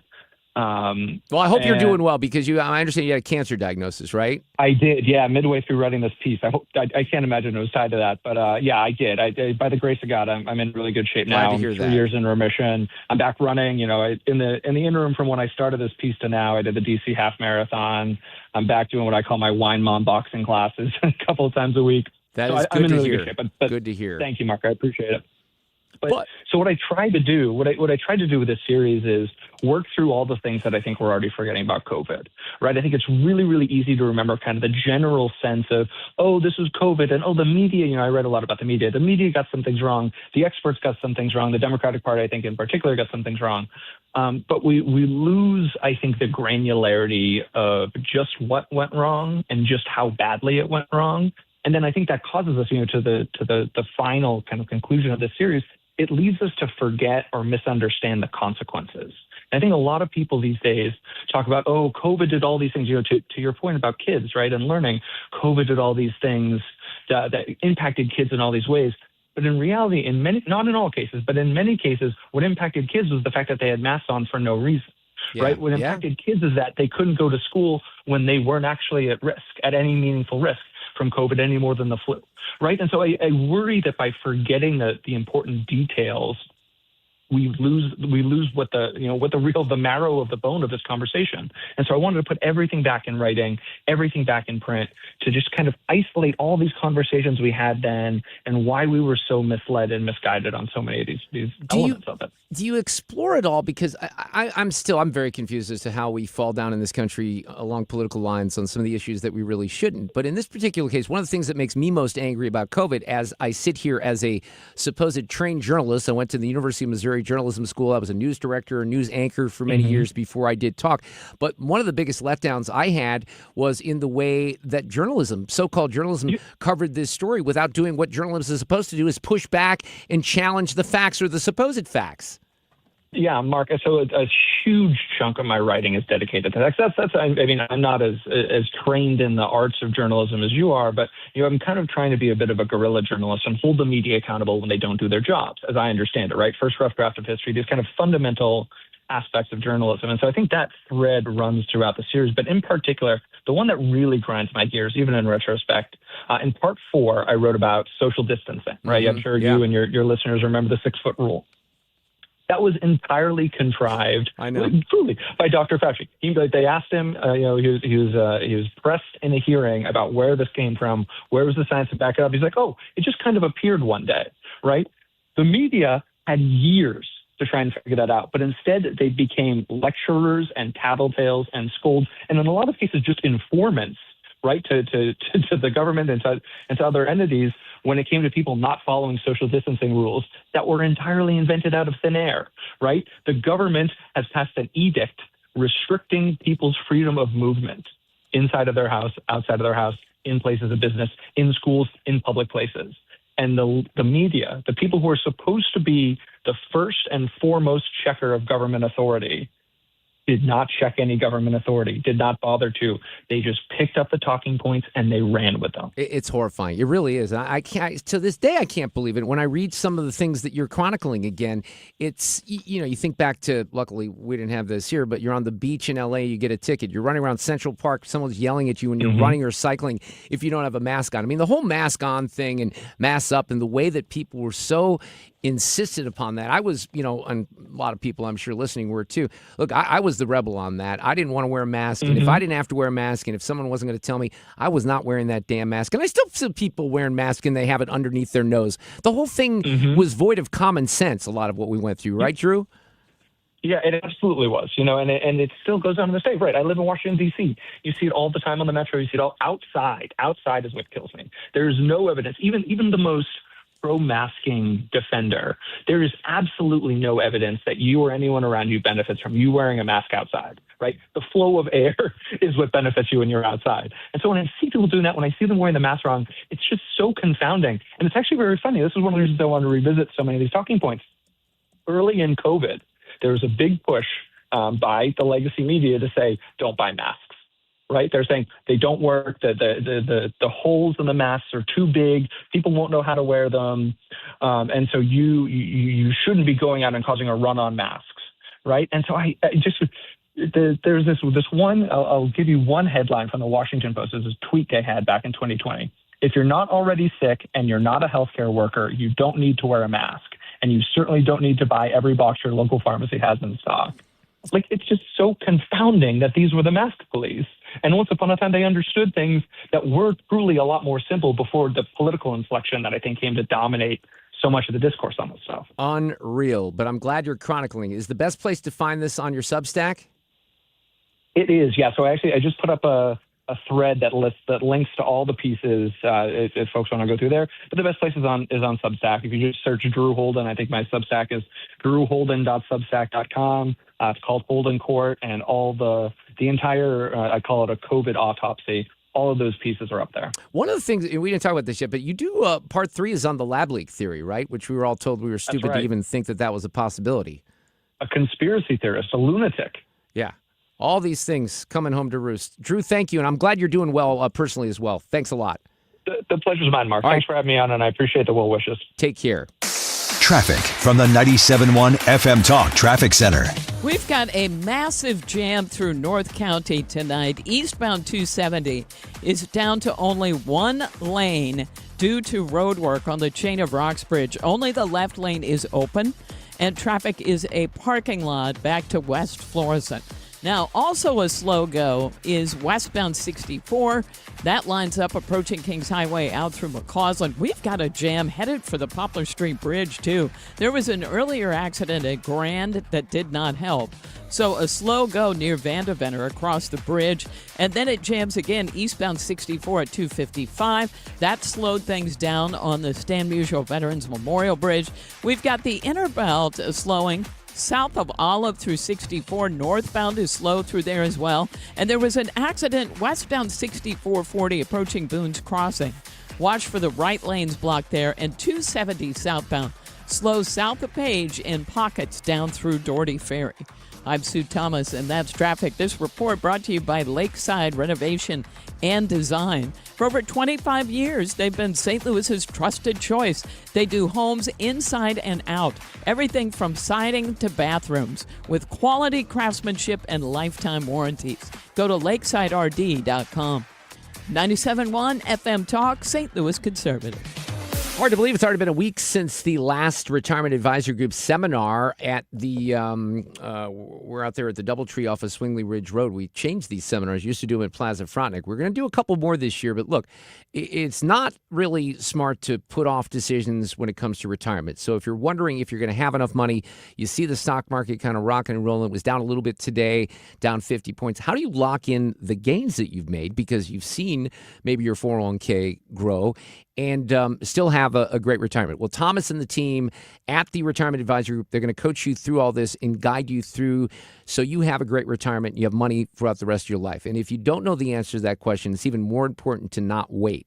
We will have more group seminars. A lot of people like those because it might be a little bit more comfortable. They'd love to see you one-on-one into the office. Schedule a meeting. You get a free copy of their latest edition book, Your Key to a Worry-Free Retirement. No time like the present, especially if you're 59 and a half or older and maybe even closer to retirement. There are things you can do with that 401k to save you money with taxes, and they're going to put you on a path to make sure that you can have a comfortable retirement. You can call 314-993-9494 to make an appointment today or online, retirementkey.com. We're here to celebrate America's 250th birthday in 2026. This is 97.1 FM Talk. America 250 is sponsored by Paramount Men's Medical Center. Men, if you're suffering from erectile dysfunction or PE, you're not alone. Most importantly, you don't have to live with it. Paramount Men's Medical Center restores men's sex lives in just one visit. Their painless breakthrough treatments eliminate ED and PE, even when Viagra and Cialis don't work. Here's Dr. Simovitz, specialist in men's health. Paramount Men's Medical Center's painless breakthrough treatments eliminate ED and PE, regardless of age or medical history. 98% of patients see instant results right in the office. Men are now lasting longer than they ever imagined. And the best part, at Paramount Men's Medical Center, your consultation and first treatment are free. Qualified patients even get their testosterone checked free. Call 314-887-4333. 314-887-4333. Take control of your sex life. Call now. 314-887-4333. A common question I receive is, how is the market right now? It just seems so volatile. Hi, I'm Christina Straight, owner of Straight Realty. If you want to buy or sell but feel overwhelmed by the whiplash of the market, then let's talk. With over 23 years as a broker, I have the exact experience you need to help you navigate this tricky market. Call me at 314-441-4444. 314-441-ALL-4s. And remember, why pay more than two? Commissions are not regulated and are negotiable. Straight Realty is a licensed broker in the state of Missouri. Cards fans ready to dress for the occasion? Well, Friday, June 26th, as the Cardinals take on the Miami Marlins, you'll get a brand new all-over Prince shirt. But that's just the start. You'll also get the matching shorts, too. It's not just a shirt, but a full summer set that brings a tropical twist to game night and makes waves in the stands. Available in medium and XL while supplies last. More details and tickets now at cardinals.com/promotions. The weekend starts here. Grab your crew and kick it off at Friday Night Live at Busch Stadium. Every Friday night home game, Budweiser Terrace turns into the hottest happy hour in the Lou with $5 beers, $5 hot dogs, $7 margaritas, live music, and more all game long.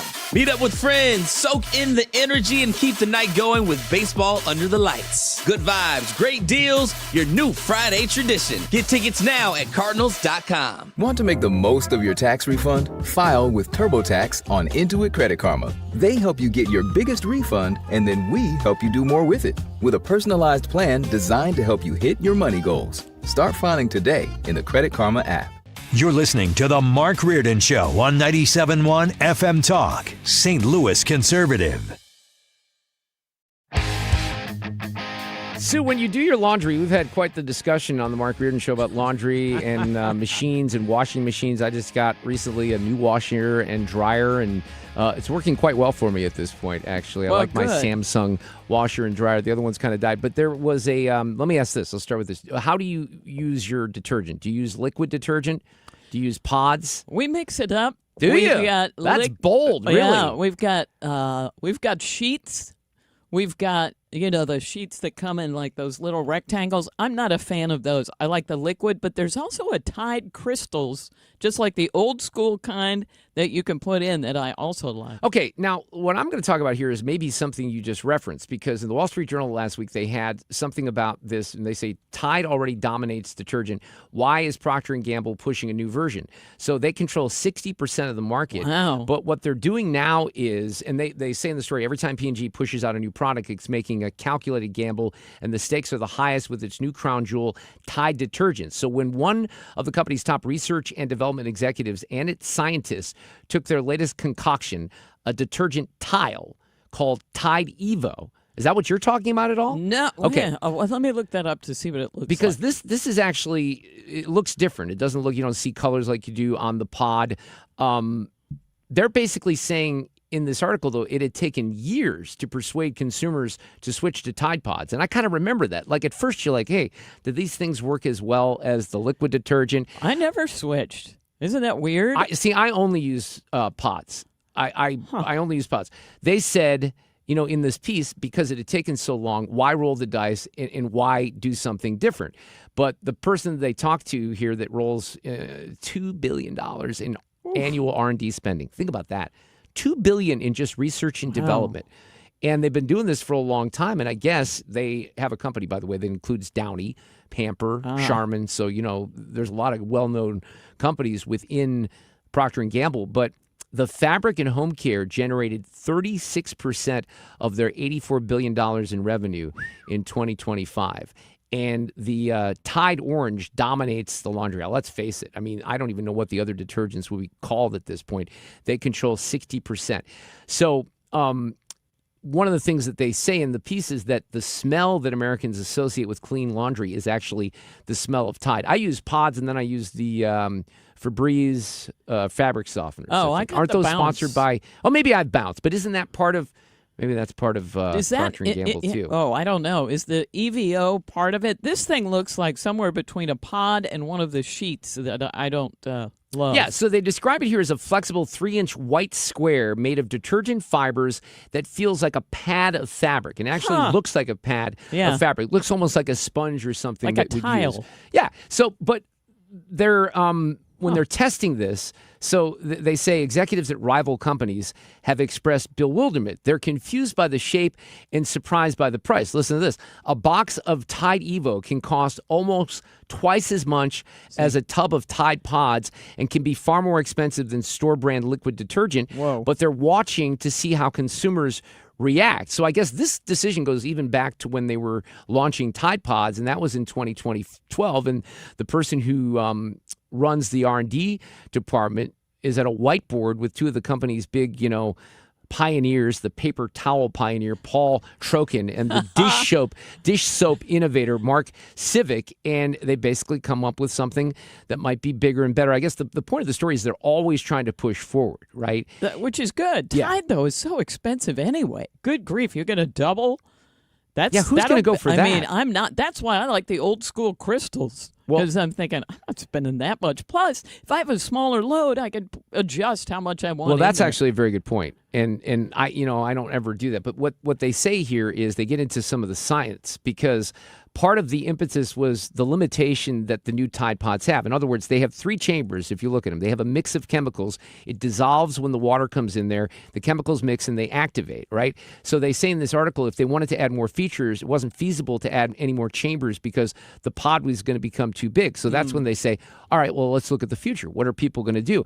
And they focused on the type of clothing that we wear because of Athleta and Lululemon, all these athletic clothing that are made from synthetic fibers, they're more popular, but they describe them in here as water hating, hydrophobic, because they're greasy. They're similar to grease and oils. So the odor removal is more complicated, believe it or not, than for natural fibers like cotton. The other thing is that now that people, and I don't know about you, I use cold water unless I'm doing like things that need to be sanitized. Well, I still do whites and warm. Okay, but what they say is that the Americans have pivoted to using the cold wash, and they sort of placed a bet on that, and they sort of won that bet. But it's an interesting piece because, man, they go into all the details here, how much money they've spent, how much money they've made, the history of liquid Tide, and what happened. It's actually kind of a fascinating article, which is one of the reasons I love the Wall Street Journal, because they do pieces like that are unique. I will post that on my Twitter, on my X site, at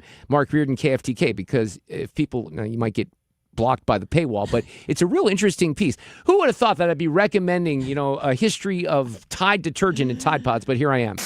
Traffic from the 97.1 FM Talk Traffic Center. I already see it at Target. Oh, so they have it there? Yeah, I just pulled it up online. Okay. If you are traveling through North County or will be, eastbound 270 is down to only one lane due to road work on the Chain of Rocks Bridge. It's only the left lane that is open, and there's a parking lot jam near West Florissant. Well, in the meantime, we got a stall westbound 270 past Bell Fountain. Watch for that in the right lane, although really it's nothing compared to what eastbound is. Now, westbound 70 out of downtown, some moderate volume, Lindbergh to the Blanchette Bridge, little bit at K and at Wentzville. 6440, though, is heavier. This is approaching Kings Highway in pockets to an accident near Boone's Crossing that's been blocking the right lanes. And eastbound traffic is slow, too. Now, this is approaching 270 through Big Bend, but there's also moderate volume from Vandeventer across the Poplar, and northbound 55 is really jammed at the bridge as well. I'm Sue Thomas, and that's traffic. 97.1 FM Talk, St. Louis Conservative. Rhino Shield is far superior to even the best traditional exterior house paint. Rhino Shield is 8 to 10 times thicker than paint and comes with a 25-year transferable warranty. Rhino Shield is the only ceramic coating company that has been chosen by Disney, This Old House, and 3 times on HGTV's Curb Appeal, where every episode is concentrated on unpainted brick, bonds and seals to stucco, wood, hardy, block, color lock, masonite, and more. No better product for those steel aluminum-sided homes that have become, chalky and tired looking. We coat sloped and flat roofs to extend their lives too. After 15 years, we've got a great reputation and a superior product. As long as it's affordable, why wouldn't you do it? Before you make the costly mistake of painting with traditional paint, you'd be best served to call Rhino Shield today. We are the experts and our evaluations are free. 877-25-RHINO or 877-25rhino.com. Tell them, ladies. Don't paint, don't Rhino, go Rhino Shield. Never paint your house again. Rhino Shield. Mark Cox here from my friends at Zero Res. Summer is finally here. It's time to take advantage of Zero Res's best deal of the summer. They can handle every surface in your home. The carpets, the tile and grout, the upholstery and rugs, your air ducts and more. And right now you need to reach out to them because, listen, vacuuming is not enough to maintain the cleanliness and the lifespan of your carpet. Go to Zero Res, 314-474-2020 and ask for the 97.1 special. Hi, I'm Chuck McDowell, the timeshare cancellation guy and founder of Wesley Financial Group, and I want to set the record straight. I am not an attorney. I've never wanted to be an attorney, and the truth is I really don't even like attorneys. If I sound like an attorney, I'll apologize. But what I've learned in my 15 years in the timeshare cancellation business is you don't need to be an attorney to get folks out of their timeshare. After 15 years and over 50,000 cancellations, I can tell you with confidence, we know how to get you out of your timeshare. Call us today and we'll send you our timeshare exit guide absolutely free with all your options for cancellation. Attorneys, this was meant to be funny, so please don't sue me, especially my friend Kenneth from Black River Falls, Wisconsin. Call now for your free timeshare exit info kit. 800-910-2233. That's 800-910-2233. 800-910-2233. Dana Lash. America is that shining city on the hill, such an unprecedented beacon of freedom for the world. People risk their lives to get here, and it's worth celebrating America. America 250 is sponsored by Paramount Men's Medical Center. KFTK FM Florissant from the Kaufman Townsley St. Louis's Injury Lawyers Studio. Call 314-777-7777. That's 314-777-7777. For President Trump. I'm Lisa Lacera, Fox News. As the Senate passes a measure that would block further military action against Iran, though it's largely symbolic. It did pass 50-48. Among the GOP yeses were Cassidy, Collins, Paul, and Murkowski. John Fetterman, the Democrat, voted no. Fox's Aisha Hasni at the White House. 2 Republican senators were absent, Mitch McConnell and Dave McCormick, who was with the president in Pennsylvania. Senate Democratic leader Chuck Schumer says Democrats want to end the conflict. This war is disgusting, and we hate it, and it should be ended immediately. Schumer has repeatedly called on the Trump administration to release details of the Iran deal to Congress.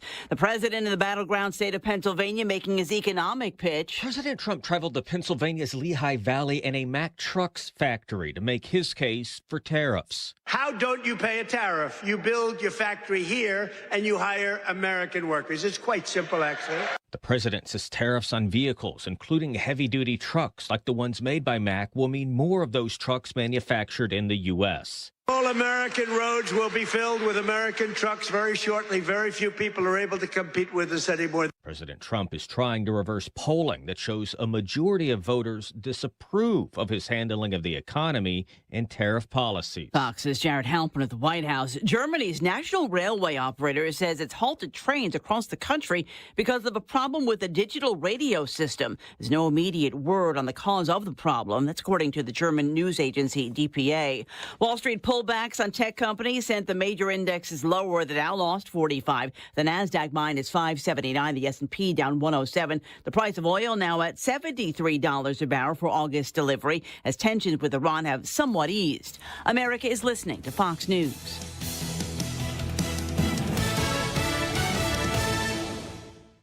Please be advised. You may want to stop eating the following foods immediately: broccoli, kale, bean sprouts, blueberries, quinoa, spinach. Wait, what? I thought those were good for me. Turns out, not for everyone. Because what's healthy for one person can cause inflammation for another.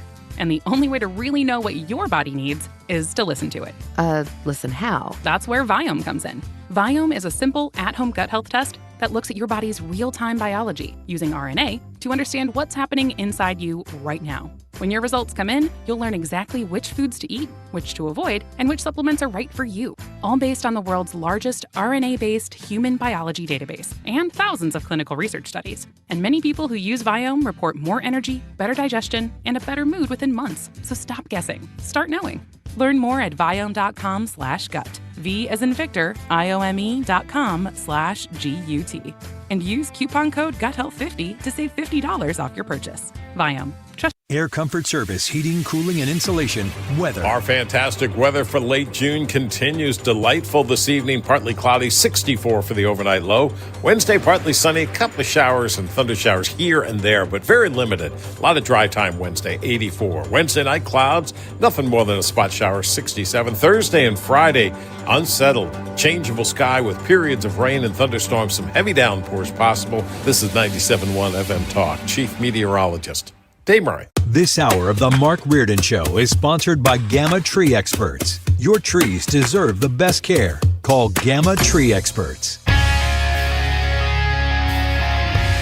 This is the Mark Reardon Show on 97.1 FM Talk.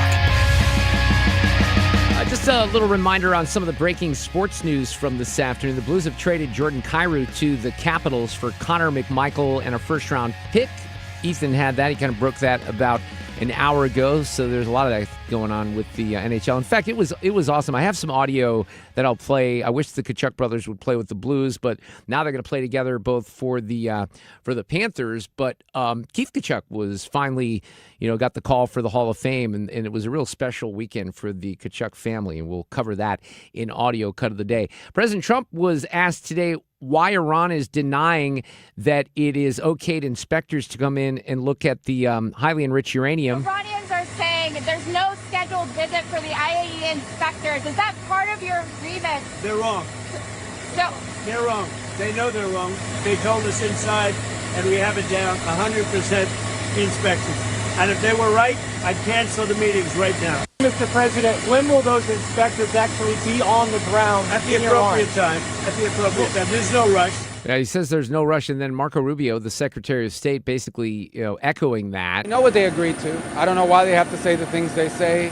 Whatever their internal or domestic politics is, I guess they'll navigate it. But we know what they agreed to do, and now they'll either do it or they won't. One of the things I love about my next guest, who I'll introduce, is she brings passion to these issues, and she's certainly passionate about this one, and I agree with her on a lot of this. Batya Ungar-Sargon, who hosts the show Batya on News Nation, Saturdays at 6 p.m. Central, Sunday at 10 a.m. Central. You've been highly critical of this deal. I think you've been highly critical of a lot of what's gone on in the past couple of months with this war, and I'm kind of right there with you. How are you this afternoon? Oh, I'm good. I'm so thrilled to be here with you. Thanks for having me. Do you believe any of this with the negotiation of the deal? I'm confused because, look, you've been a heavy praiser of President Trump when, he's earned that praise and some of the things that he's done in the past few years. But you're not afraid to shy away from criticism when you think criticism is warranted as well. And from the very beginning here, I thought that this seemed weird. And then when we're talking about diplomatic solutions with a regime that you really can't trust, and we've been battling, for 47, 50 years, whatever the number is, really even back to when we put the Shah into order, I don't see a path to end this whole thing in a way that is satisfactory based on what the goals were going in, Batya. I totally agree, even though people on the right do not want to hear it. I know. I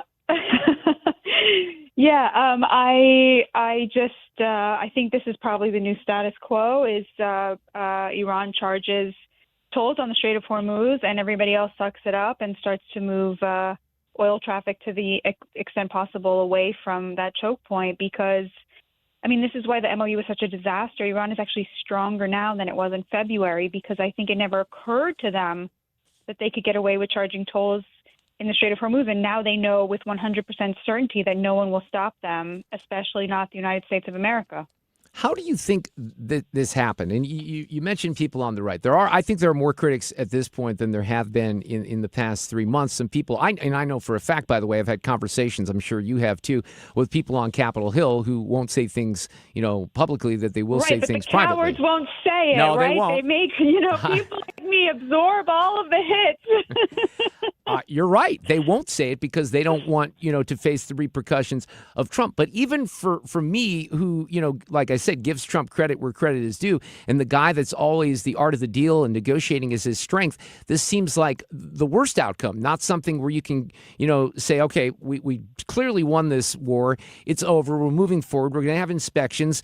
The economy of Iran is going to be dealt with by the people of Iran, and we're going to focus on the American people. But this is counterintuitive and really counter to what he campaigned on, which is one of the problems that I have with it.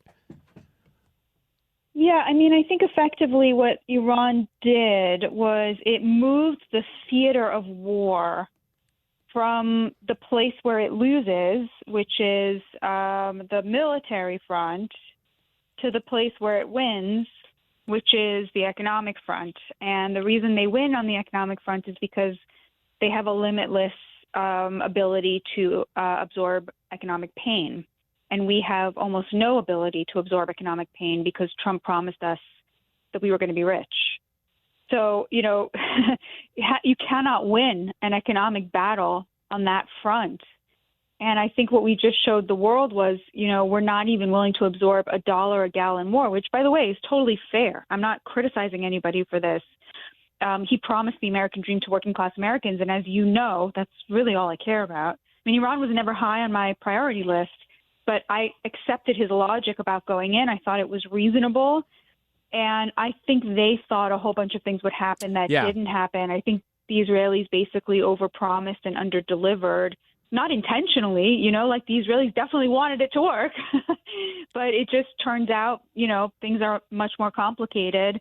And I think Trump thought that the bluster of his personality would carry whatever the conditions on the ground failed to deliver, and that turned out not to be true. Okay, but is it too late? Because, look, now you got this 60-day window, which is, 57 days at this point. They claim that they're going to start, taking tolls. We're going to say we're not going to allow them to do that. But that whole issue with the Strait, that's one of the most important parts of ending this whole thing and moving forward is having the Strait open with no tolls, unless we're charging tolls. Trump seems to indicate that we're going to charge the tolls, doesn't he?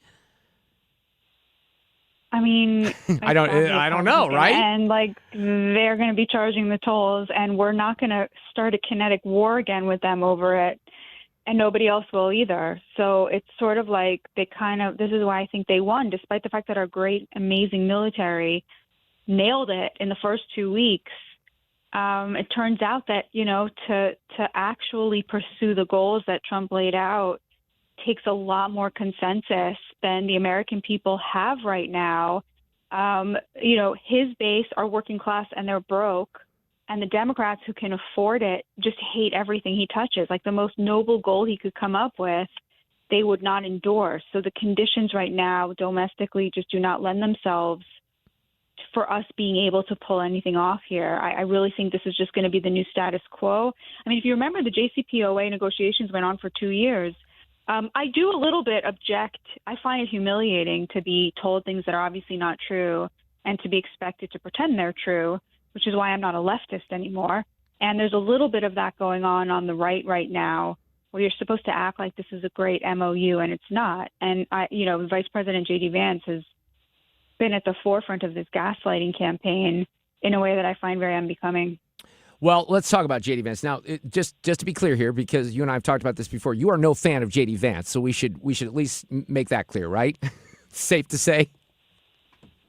I mean, I'll say last week I don't think he covered himself in glory. Like his entire approach to this has been very insulting to me as an American. In what way? The dishonesty, the gaslighting, the imputation of negative motives to someone like me who doesn't like the MOU and thinks it's garbage. He told Megyn Kelly, only people who want forever wars and boots on the ground have a problem with this. It's false. He seems to think that every time he gets a promise out of the Iranians that he deserves some sort of medal, when, all he's done is sort of inch his way closer to the JCPOA that they very ostentatiously ripped up. And so it's really the I have to say, the dishonesty, the pretense, the expectation that we will carry the water. That I'm a journalist. That's not my job. My job is to call it like I see it. And there's been, online, like a huge bullying campaign against people who just refuse to do that. And I just don't understand it. I mean, I'm somebody who loves this president and loves this administration, and I want it to succeed. But that doesn't mean that I'm going to pretend I don't see what I see. Well, that's where I am. And that's where I can, I'll be honest with you, I've been struggling with this for a couple of months because the stated goals, as you indicated, are fine. Get rid of the nuclear capability. But I think what we learned pretty early in here is that in order to do that, you're going to have to go in and take it, right? And there's no way you can convince me that they're going to sit down with negotiators and let inspectors come in. And that, when you say the new status quo, in 57 days, I don't think it's very likely that much will have changed. Is that part of what you're indicating? It's impossible to imagine that anything would have changed. I mean, look at what the Iranians are saying. They are mocking us. They're talking about how they slapped us and they'll slap us again. It's like an utter humiliation. They clearly think they won, and so do all of the rest of our adversaries. And but how can Trump? How can he let that stand? I mean, he's got to know that people feel that way, right? I think he feels that the political consideration is more important right now. And by the way, I don't know that that's the wrong call, right? Like, people say, like, yeah, a nuclear-armed Iran is dangerous, but so is giving the House and the Senate back to the Democrats, right? So, I don't know that that was necessarily the wrong call. It's just that, to me, the MOU is a document of surrender, and I can't stand that we signed that on the eve of our 250th birthday. Well, that's what makes it, I think, even worse, and that's what's confusing to me. And I don't know if you go back, and I've mentioned this before. If you go back to the New York Times reporting on the meeting that took place, as far as making the decision to go in, there really wasn't anyone in that room, including Rubio and Vance, that thought it was a good idea. They advised the president against it, and that reporting really hasn't been challenged. So I know that it's the New York Times, but look, no one really challenged that narrative of the meeting. But all along here, it seemed, if you go back to the beginning, he seemed to be more influenced by Bibi. And now, we got him MF and BB up and down, calling him crazy and all that. So that relationship is different than the beginning of all this, too. I don't know that it's so different. Some Al Jazeera reporter sent me a query asking me to say, is Trump about to, really give it to the Israelis? I didn't write back because obviously there's no point. But, the answer is no. Like, Trump loves Bibi. He loves Israel. He's trying to get this deal through. He's shooting his mouth off for political purposes to signal to the Iranians that he's got their backs. He doesn't mean any of it. And I have to say that's a marked difference between how he talks about Israel and how J.D. Vance talks about Israel. When J.D. Vance talks about Israel, you feel like he's speaking to Tucker Carlson. Like, he sounds a lot like him. It's not just that Bibi, oversold something, but Bibi, is at fault he's the reason we don't have peace, right? This is what I don't understand. Like, yeah, Bibi told Trump, I would love for there to be a regime change. He left the room and Raising King looked at Trump and said, farcical. Yeah. And Trump said, well, let's still kill Khamenei and still try to get rid of the nukes, right? Like, it's not like he actually bought Bibi's narrative, right? Like, so it's so strange to me that people are acting like that reporting somehow proves that this was Israel's war and they dragged Trump into it and, forced his hand. Like, nobody forces Trump to do anything. No, I don't believe that narrative. I just think that there were a lot of people that spoke up in that room and said, look, the consequences here, politically could be more than a little damaging. He wants to do the right thing and remove the threat of nuclear weapons. I'm fine with that, but this has gotten, a little bit far out of control. When it comes to, let me ask you this question, because the politics of all this, obviously, he even said he doesn't really care about the midterms and he doesn't care about inflation as much, too. One of the mistakes on gas prices I think they're making is they sound a little like the Biden administration. I mean, you're not wrong. I know. Well, that's the problem. I had a listener that just sent me a text that said, she sounds so disappointed in Trump. I mean, we can kind of hear it in your voice, Batya. I still love this president, and I still want him to succeed. I'm disappointed in myself. For what reason? And Why? I'm doing Why a would lot you of say that? soul searching because I accepted the rationale for the war, and in retrospect, looking at how we got out, I think that was a mistake. Like, if I knew this was how it would end, I would have said we shouldn't have done it. Yeah. So I was very wrong, and I can't really dispute the logic of why Trump wanted to get out now, the midterms, the cost of gas, right? So where did I get it wrong, right? I got something wrong because I believed in, and I think, there are things they said that I shouldn't have been so credulous of, so I'm disappointed in myself about that.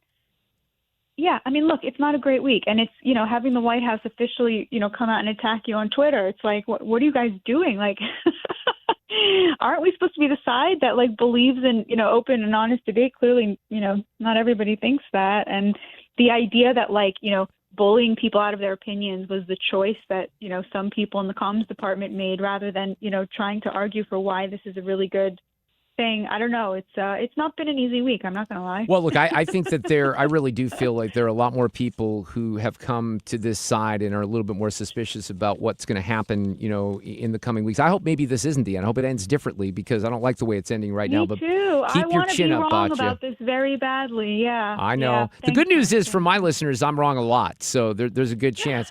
Batya, we'll watch you on TV this weekend. Thank you. Thank you. All right, honey. take care. She's on News Nation Saturdays, 6 p.m. Central, Sundays, 10 a.m. Central. Traffic from the 97.1 FM Talk Traffic Center. On the roads, the worst of it tonight is in North County. We've got road work, and eastbound 270 is down to only one lane on the Chain of Rocks Bridge. Only the left lane is open, and traffic just is jammed behind it, back near West Florissant. And then we had a stall westbound, but that looks better. It's eastbound that is jammed. Westbound 370 slow, headed for 141. Some moderate volume along westbound 70 past the airport and pockets out through Wentzville.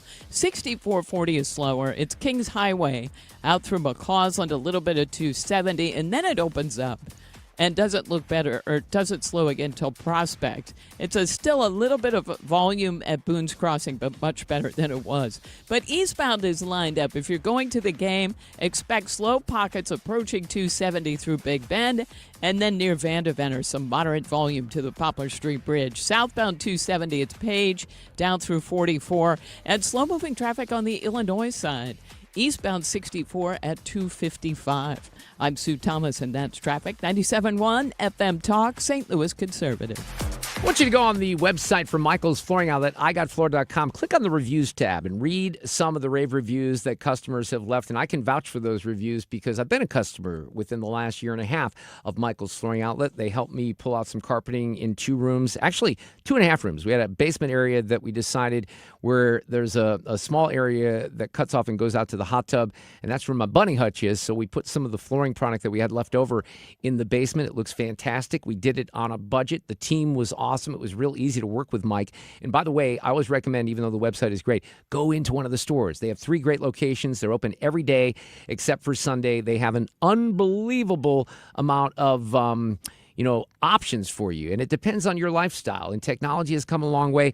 But when you walk into perhaps a big box store and you're going to talk about flooring, maybe you think you've done some of the homework on your own, you're not going to have the caliber of salesmanship and the experience, the depth of knowledge that Mike and his team have because they've been doing it for so long. IGotFloor.com is the website. 3 locations, Old Town St. Peters, Darling Prairie, and in West County on Olive. Michael's Flooring Outlet. Do you owe back taxes or have unfiled tax returns? The IRS won't quit until they get your money. Here's great news, fresh from those in the know. Major changes have happened at the IRS. If you owe more than $10,000, you may be eligible for a 99% reduction of what you owe. Haven't filed a return for a while? Their happy clients are talking. The IRS was going to levy my bank account, but Guardian was able to prevent that and fix all my IRS issues. Thanks again, Guardian Tax. Need relief from crushing tax debt? The IRS now has special programs. Guardian Tax knows all about them. Personal or business, this is the fresh new brick you've been hoping for. We aren't the company you call when you need a hug because you're scared of the IRS. Guardian Tax is the company that wins when you need it most. Guardian Tax Service is really great to work with. They really help me out. I'd recommend them highly. Call now for a free confidential consultation. 800-499-6623. 800-499-6623. 800-499-6623. Hey, it's Annie, and I'm here with my friend Stewie from Stewart's American Mortgage. Stewie, if there's one thing I know, it's that people are looking for cash right now. And the mortgage being the biggest bill that most people have, is it the right time to refinance or even just restructure their current mortgage? You know what, Annie? My wife came over to me yesterday and said, you know what, honey? I love you, and your love gives me thrills, but unfortunately, it don't pay my bills. So here's what we're going to do. Do the bagel loan. If you financed your house over the last 3 years, rates are lower today than they've been over that period of time. Call me. We can refinance, save you hundreds, if not thousands of dollars a month. Now, many people out there think they have a low rate, but maybe you're paying the PMI or maybe you have an FHA loan. You have to look at the total picture, and that's the mistake people make. They say, hey, I'm in a great position. I can't do better. Wrong. 9 out of 10 people that call us with the same conversation, hey, I'm just calling you just to see. We end up refinancing them and saving them lots of money. Call Stewie at Stewart's American Mortgage, and remember the bagel loan, no closing costs. 314-324-4440. Google the bagel loan, NMLS number 226715. The Mark Reardon Show, 97.1 FM Talk, St. Louis Conservative. Hey, Sue, in the aftermath of the New York Knicks winning the NBA championship, and this wasn't anything I talked about last week because I was off, but did you guys touch on the woman that was caught on video emptying this public trash can because they had very special trash cans in New York City that were orange and blue, Knicks colors, right? Oh, yeah. So you haven't seen this video? Pull it up. It's a woman who looks like she should be on a GLP-1, obese, and this is how Breaking 911, which is a great site on the X, formerly Twitter, described it. An obese, self-centered Knicks fan dumped the contents of an entire trash can onto the street because she wanted to keep the orange and blue bin for herself. So she literally picks up this trash can. It's big, right? And she pours every bit of it onto the ground. It's just a big pile of trash that was already kind of adjacent to the can because it was overflowing anyway. So she doesn't have a job anymore. Oh, my gosh. The story today is FAFO, a woman caught on video emptying the public trash can on the street and stealing it during the New York Knicks championship parade, was a director at J.P. Morgan Chase, who was fired Tuesday over the incident. This is according to the New York Post. Angie Baez, 40, was promoted to executive director of community and industry engagement for card and connected commerce at J.P. Morgan Chase. It gets better. She previously served as an executive director of diversity, equity, and inclusion at the New York-based review website The Infatuation, which Chase acquired as part of its broader push into lifestyle. Now, Paul Morrow raises a great point here. Okay, she's been fired, but what about charges here? I mean, you know. Oh, my gosh. I just saw a still of it. Yeah. Of her dumping out the trash. Oh, yeah. It's quite something, right? Oh, I mean, my gosh. Unreal. So I thought that was one that we had to share this afternoon. I look for Paul. What happened here? I thought I just retweeted Paul Morrow, and now I can't find it, which kind of bothers me because his point was, you know, well, it says I retweeted it. How perfect. She's a DEI executive, but why the hell is there no prosecution? The NYPD says it has not received a complaint. It's a city garbage can. You don't need a complaint. It's an outright dodge. That is, you know, I don't know what the charges would be. It'd be some sort of misdemeanor, but still, it's just outrageous behavior. And it's not done, you know, I think maybe there's some irony here that it's not done by someone who does not have means. Apparently, she is a person of means because she works for J.P. Morgan Chase, which is kind of interesting. This is kind of the sad part of the national narrative here on Savannah Guthrie's mom. I think we all realized a while back that she didn't make it, right? That she was dead early in on this thing. I think even the family, and that's what we're finding out now, that the family kind of knew this. But there was something to one of the ransom notes. Thinking of George's segment here in a minute when we do Tech Talk Tuesday. And the kidnapper, the killer, even apologized because they indicated that Nancy Guthrie had died not intentionally. Yeah, but it was an accident. It was inadvertent. Yes. And, but the family was still wanting, understandably so, finality. So here this comes up again. So we talked about it on our show yesterday. Savannah's back at the Today Show trying to do her job. She's not the person that should be reporting on this, but here's what she says. I love you guys, and I love this place, and this is unusual and unprecedented, to say the least, to be sitting here. But, I don't have any comment on the story, and I'm not involved in our coverage. But I can't pretend I'm not here. And so since I am, I wanted to just take the opportunity to ask people to beg people to come forward. Somebody knows something. And this is a news story today that is on your radar, but this is the life that my sister lives, that I live, that my brother lives, that our extended families live, that our children live every day. And we are in agony. And we cannot be at peace. So no matter how much I try to come out here every day and smile and find that joy, and I will, I promise I will. This is a moment to tell you that we need your help. We're begging for your help. And I'm not going to miss that opportunity. And I don't blame her. It's just heartbreaking. I mean, if there's a body, somebody please guide them into the body and give them some closure here, because that was what I was worried about all along, that they're not going to know. And you can just hear the agony in her voice because everyone in the family just wants to know, and they want to have, the finality to it. And remember, the kidnappers had said, we will tell you if you pay us. Right. Exactly. Where that is. Well, they had indicated at one point they were willing to pay. But I don't know. And we had some of that reporting earlier that they had sent some to see if it was going to be, collected, and that they could maybe track it down that way. But that didn't work. All right. On the topic of tech, we love this segment. Every Tuesday, Tech Talk Tuesdays with George Rosenthal from ThrottleNet. It's on deck. Traffic from the 97.1 FM Talk Traffic Center. Well, we've got a huge jam through North County, and here's the problem. It's eastbound 270. There is road work blocking one of the two lanes on the Chain of Rocks Bridge, and only the left lane is getting by. So we have a jam that extends back past West Florissant. Oh, just awful. That is by far the worst of it. Now, southbound 270 has slow pockets. It's Page down through 44. We've got eastbound 64. If you're headed to the game tonight, a little slow between, it looks like Lindbergh now and Big Bend, and some moderate volume to the east of there. And that's backed up southbound 170. And 70 westbound, a little slow past the airport and a K on the Illinois side. Well, even before you get there, 55 northbound jams at the Poplar. 44 remains closed between the Poplar Street Bridge and the Stan Musial Veterans Memorial Bridge. On the Illinois side, northbound 255 jams due to road work north of 5570, and eastbound 64 slows at 255. This report is brought to you by Overhead Door Company of St. Louis.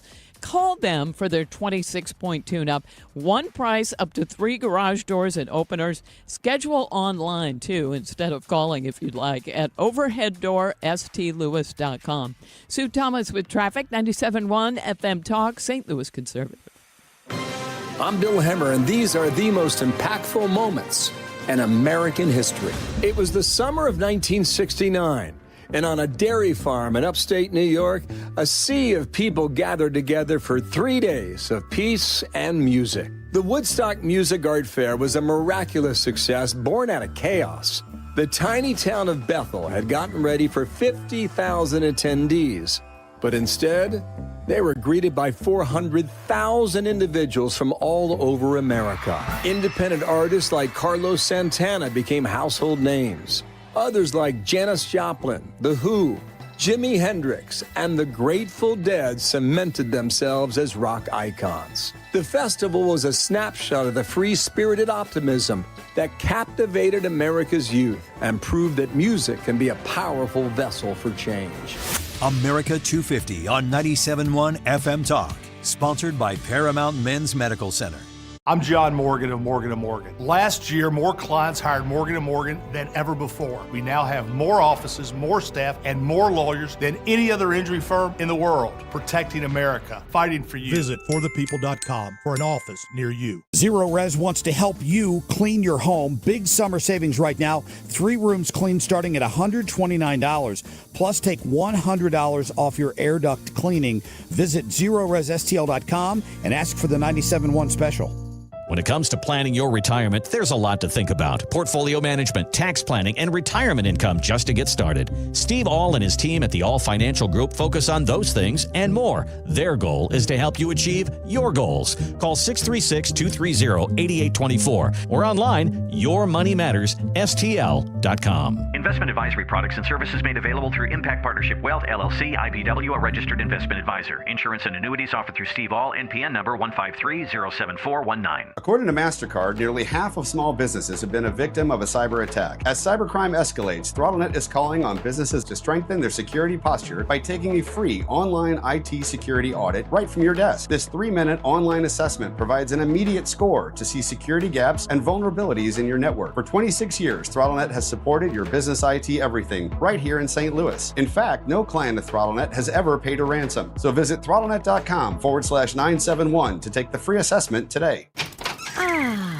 Corey, from Air Comfort Service? Why are you standing next to my AC? I'm standing behind our work. But it's 8 p.m. You're just going to stand behind my air conditioner? Yeah, pretty much. Could you turn off the sprinkler then? Absolutely. At Air Comfort Service Heating, Cooling, and Insulation, we take pride in our work. If you need a new air conditioner or HVAC system, you can trust we'll install the equipment correctly. Plus, for a limited time, qualify for rebates up to $2,600 and 0% financing for up to 72 months. For a free estimate, visit aircomfortservice.com.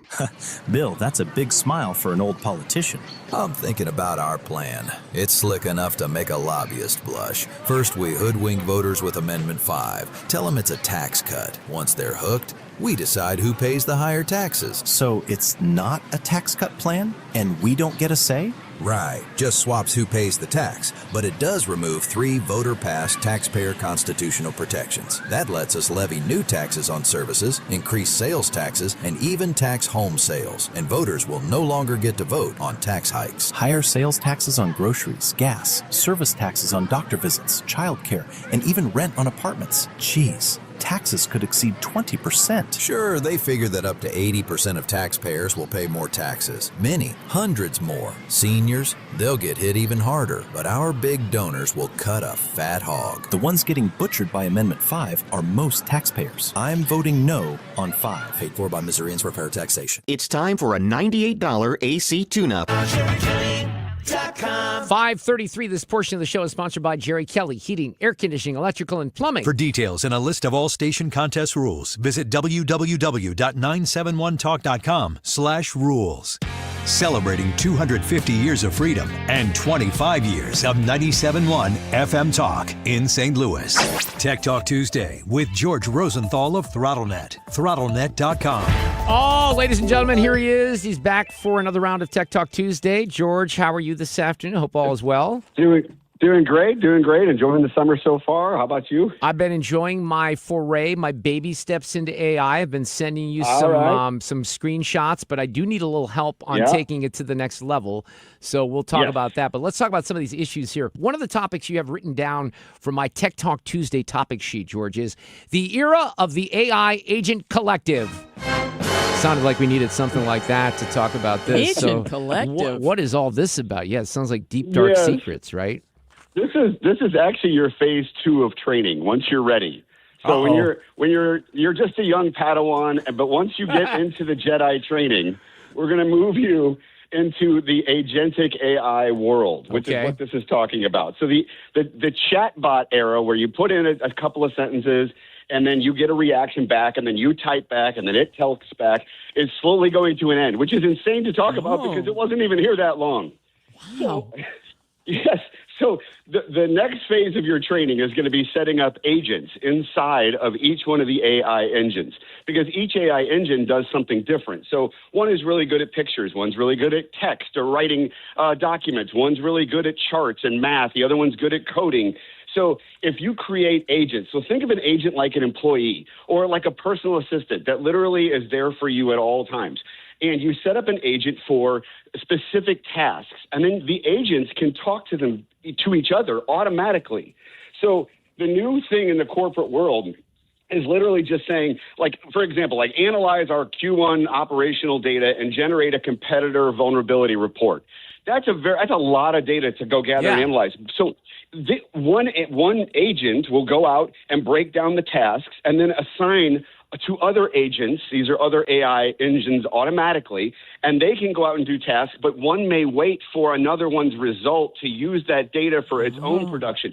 So by the time you get your report, 5 or 6 different AI engines or agents have touched this task, so that you're not having to have 5 different departments give you data, and then you have to take all that data and come up with a nice report. It's doing all of this for you automatically. So these agents are all talking to each other.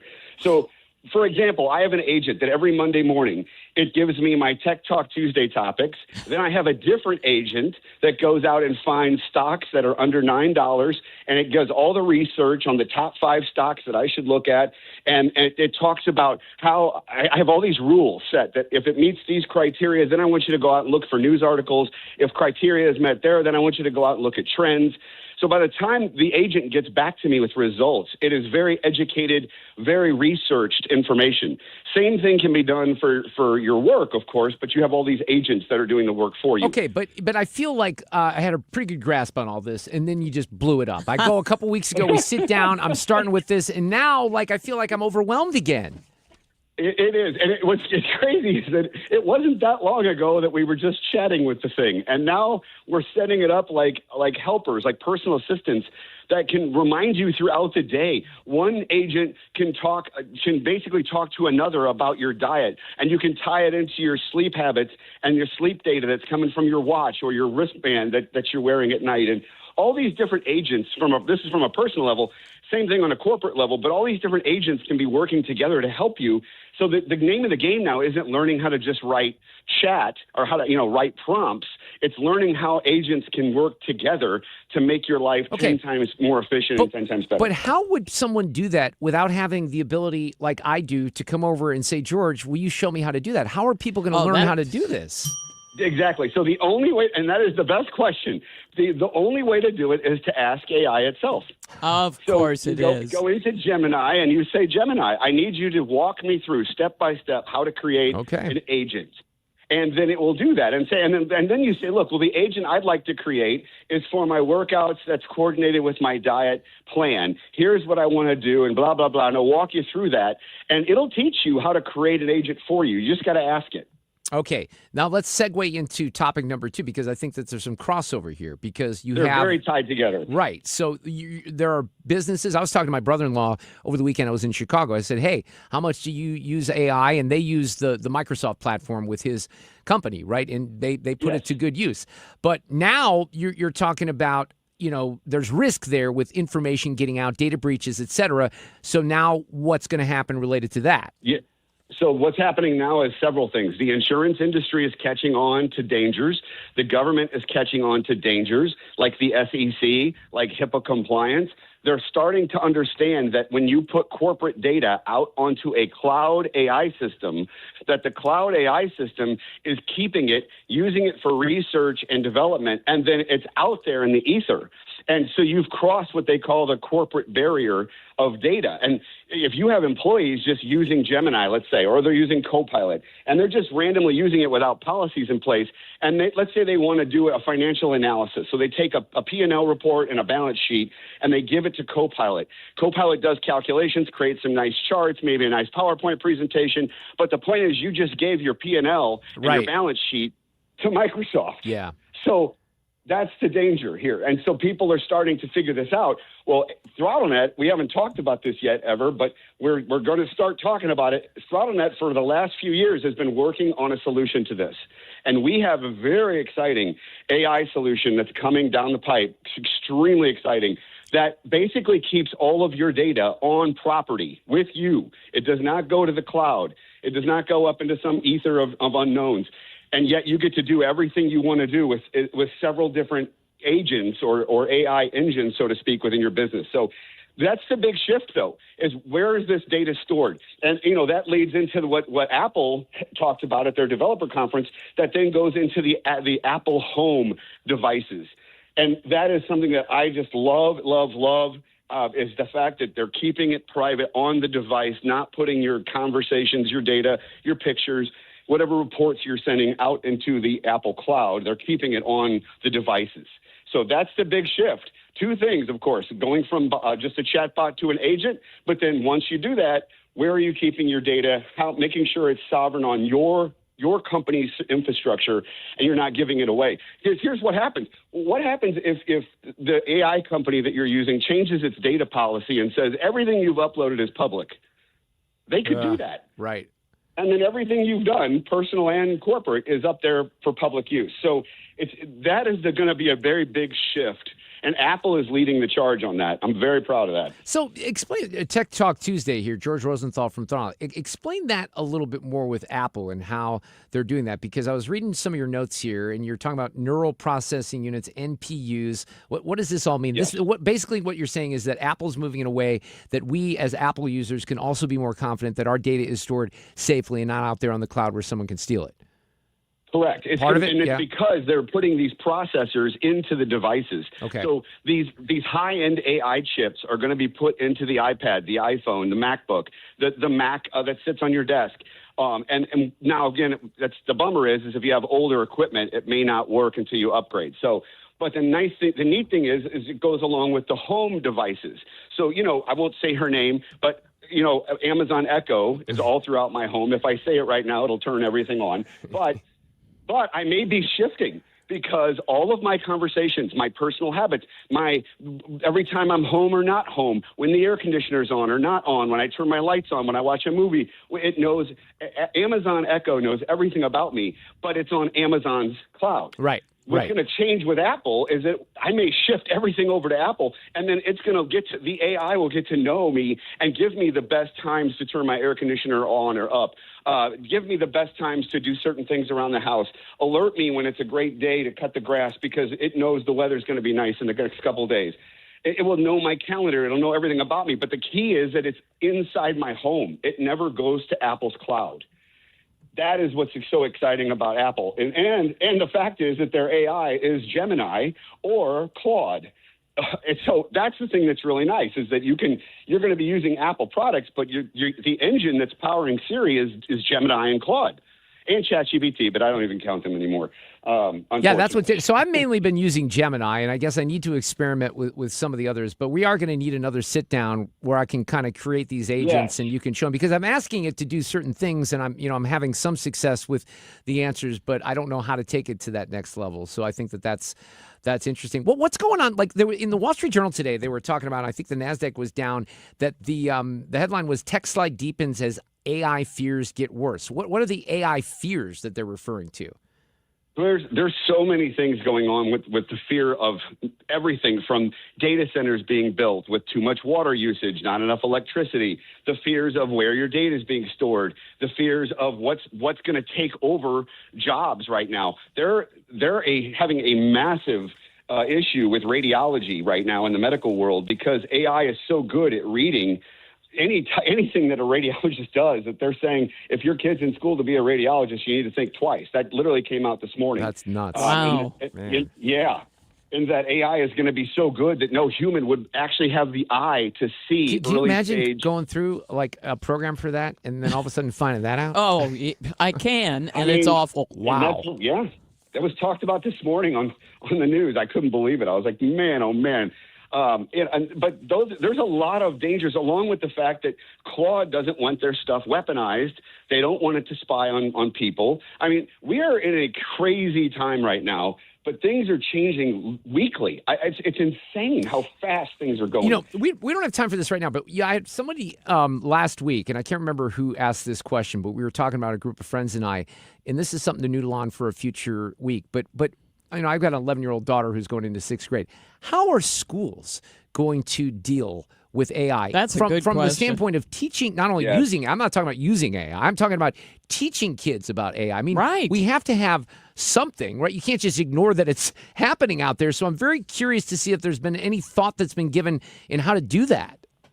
No, I don't. You know, I'm so frustrated by it. My daughter's going to be a freshman in high school this coming year, and I asked her. I said, what type of AI prompting courses are available to you at school? And she said none. Yeah. I was like, wait a second. It's not right. This is the future. This is the future. Is if you can take an online class. I'm going to have her take an online class with UMSL because they're offering AI prompting courses online, and I'm going to have her take it because I want her to be ahead of this game. We're already behind if you're not using it. It's exponentially going. Well, if you look at a chart, that's me behind. It's a hockey stick. It's a hockey stick. We are in the hockey stick phase right now. And by the way, you could probably, when you did it with UMSL, you could probably get college credit for it too, right?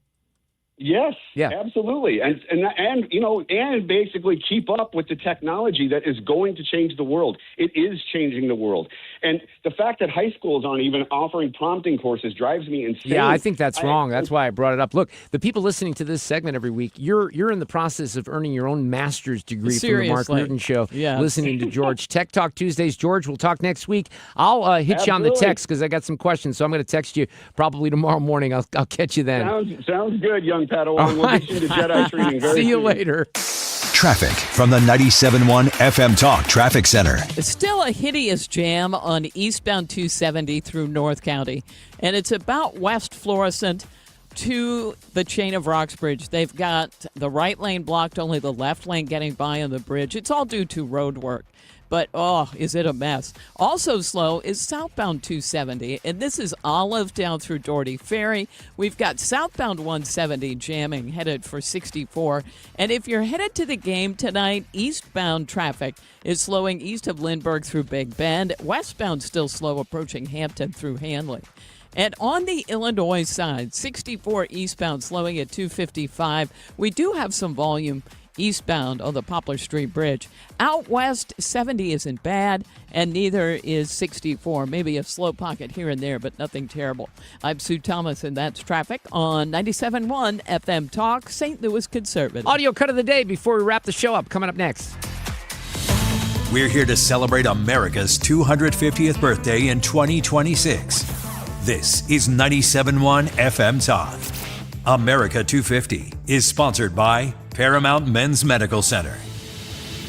Men, if you're suffering from erectile dysfunction or PE, you're not alone. Most importantly, you don't have to live with it. Paramount Men's Medical Center restores men's sex lives in just one visit. Their painless breakthrough treatments eliminate ED and PE, even when Viagra and Cialis don't work. Here's Dr. Simovitz, specialist in men's health. Paramount Men's Medical Center's painless breakthrough treatments eliminate ED and PE, regardless of age or medical history. 98% of patients see instant results right in the office. Men are now lasting longer than they ever imagined. And the best part, at Paramount Men's Medical Center, your consultation and first treatment are free. Qualified patients even get their testosterone checked free. Call 314-887-4333. 314-887-4333. Take control of your sex life. Call now. 314-887-4333. Hi, I'm Bob Kershaw with Retirement Advisory Group. Hi, I'm Tammy Kershaw. When we meet our clients for the first time, they have built up a lifetime of savings. Their question is, what can we do with this money so we can live comfortably the rest of our lives? First, we develop a strategy to protect your nest egg from any market losses. Then, we build your own personalized structured income plan that will generate you an income the rest of your life. We put you in control of your money. You've earned it, and it's our job to make sure you enjoy it. Let our team show you how you can have the retirement of your dreams. Call us now at 314-993-9494 for a no-cost, no-obligation retirement review. You will also get a copy of our latest edition book, Your Key to a Worry-Free Retirement. We've been helping retirees and pre-retirees retire with confidence for 40 years. Call us now at 314-993-9494 or go online at retirementkey.com. That's retirementkey.com.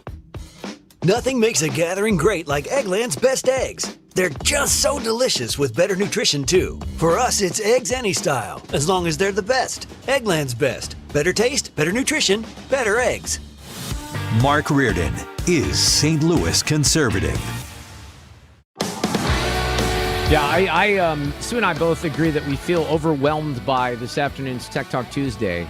Every time I think I have a handle on it, I'm like, I'm starting to use it. He's already telling me I'm behind. Yeah. And now I need an agent. Well, the agent thing kind of blew my mind, and that they talk to each other, and I don't even know how to set that up. This was the first time I was like, ooh. One thing that I find interesting, and I don't know if there's a way to gauge this from the audience, this is anecdotal, but when I've been talking a lot about AI with friends and even family members because I was up in Chicago, I feel even more behind because a lot of the people that I'm asking about it, they use it. Like I talked about my friend Joe Arnold, and they're using it and have been using it. So I'm like, oh, maybe more people are using it than I even thought. Well, I think we mostly use it. I talk to it in the car to learn things on a drive. Yeah, well, that makes sense, right? But I don't know about multiple agents. You know what I'm saying? Well, that's where it gets. That's where you're going to have to learn for me. Exactly. Stand by. Playback ready. Now, the audio cut of the day. All right, this audio cut of the day is going to be Alkachuk all the time. And I can't even spell the name because it's one of those names that it's Tkachuk. But first of all, the Keith story, okay? Because this is really an amazing family story. He finally gets a call to go into the Hall of Fame, and he was just a legend here in St. Louis. He is now the Blues director of recruitment. He lives here in St. Louis. Here's Keith Kachuk talking about getting that call. I just couldn't believe it. I was emotional. And I knew if I went in and told my family right away, I just wouldn't be able to handle it. So it was a thrill to get that call. Mike and Ron, I can't thank you guys enough in the committee. And it's been a great weekend for the Kachucks. I actually didn't tell my family for about 45 minutes. And I grabbed my brother, my niece's fiance, and Brady and said, hey, you guys want to have a beer together? And I told them and broke the news to them there. Oh, it's a great story. Among players born in this country, he ranks second in goals in NHL history behind Mike Modano. He's sixth in points behind Patrick Kane.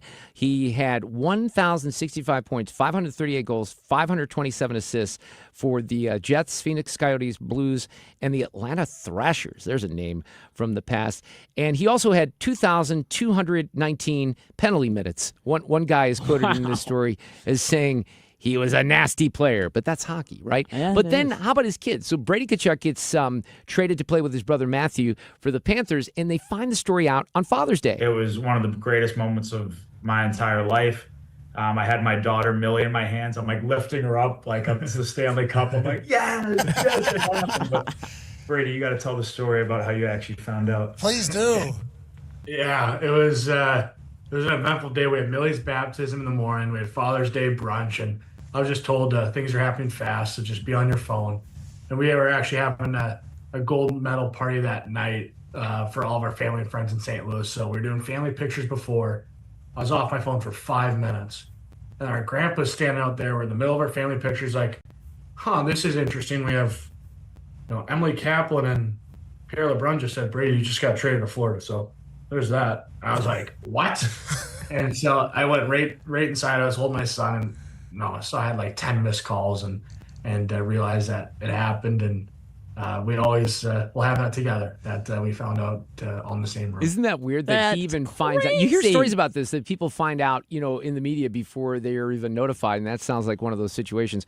As wonderful a story that is, not only about Keith, but about his kids, the only disappointment is that they won't be doing that here in St. Louis, because think about the magic. By the way, Brady says, I don't know, he says it wasn't really, playing with his brother that drew him, but come on, that had to be a big part of it as he leaves the Ottawa Senators. Right? Yeah.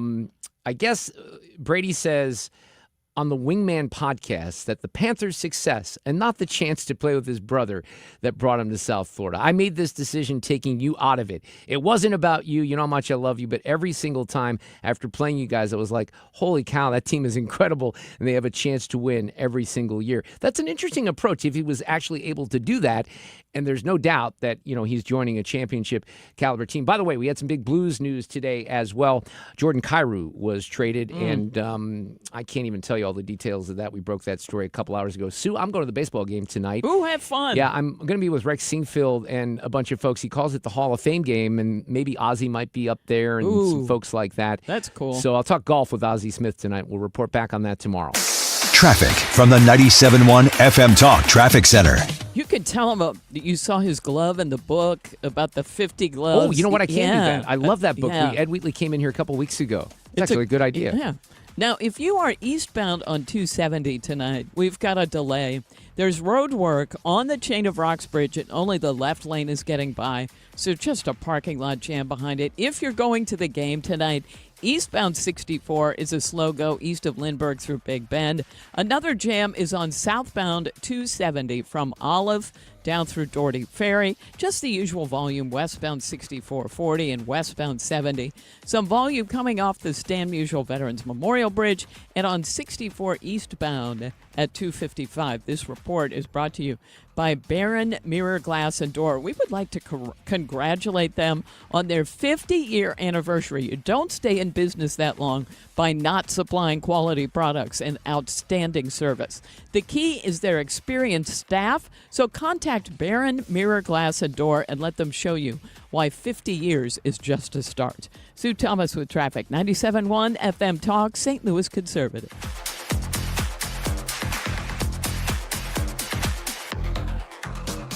If you're considering an annuity as part of your retirement plan, we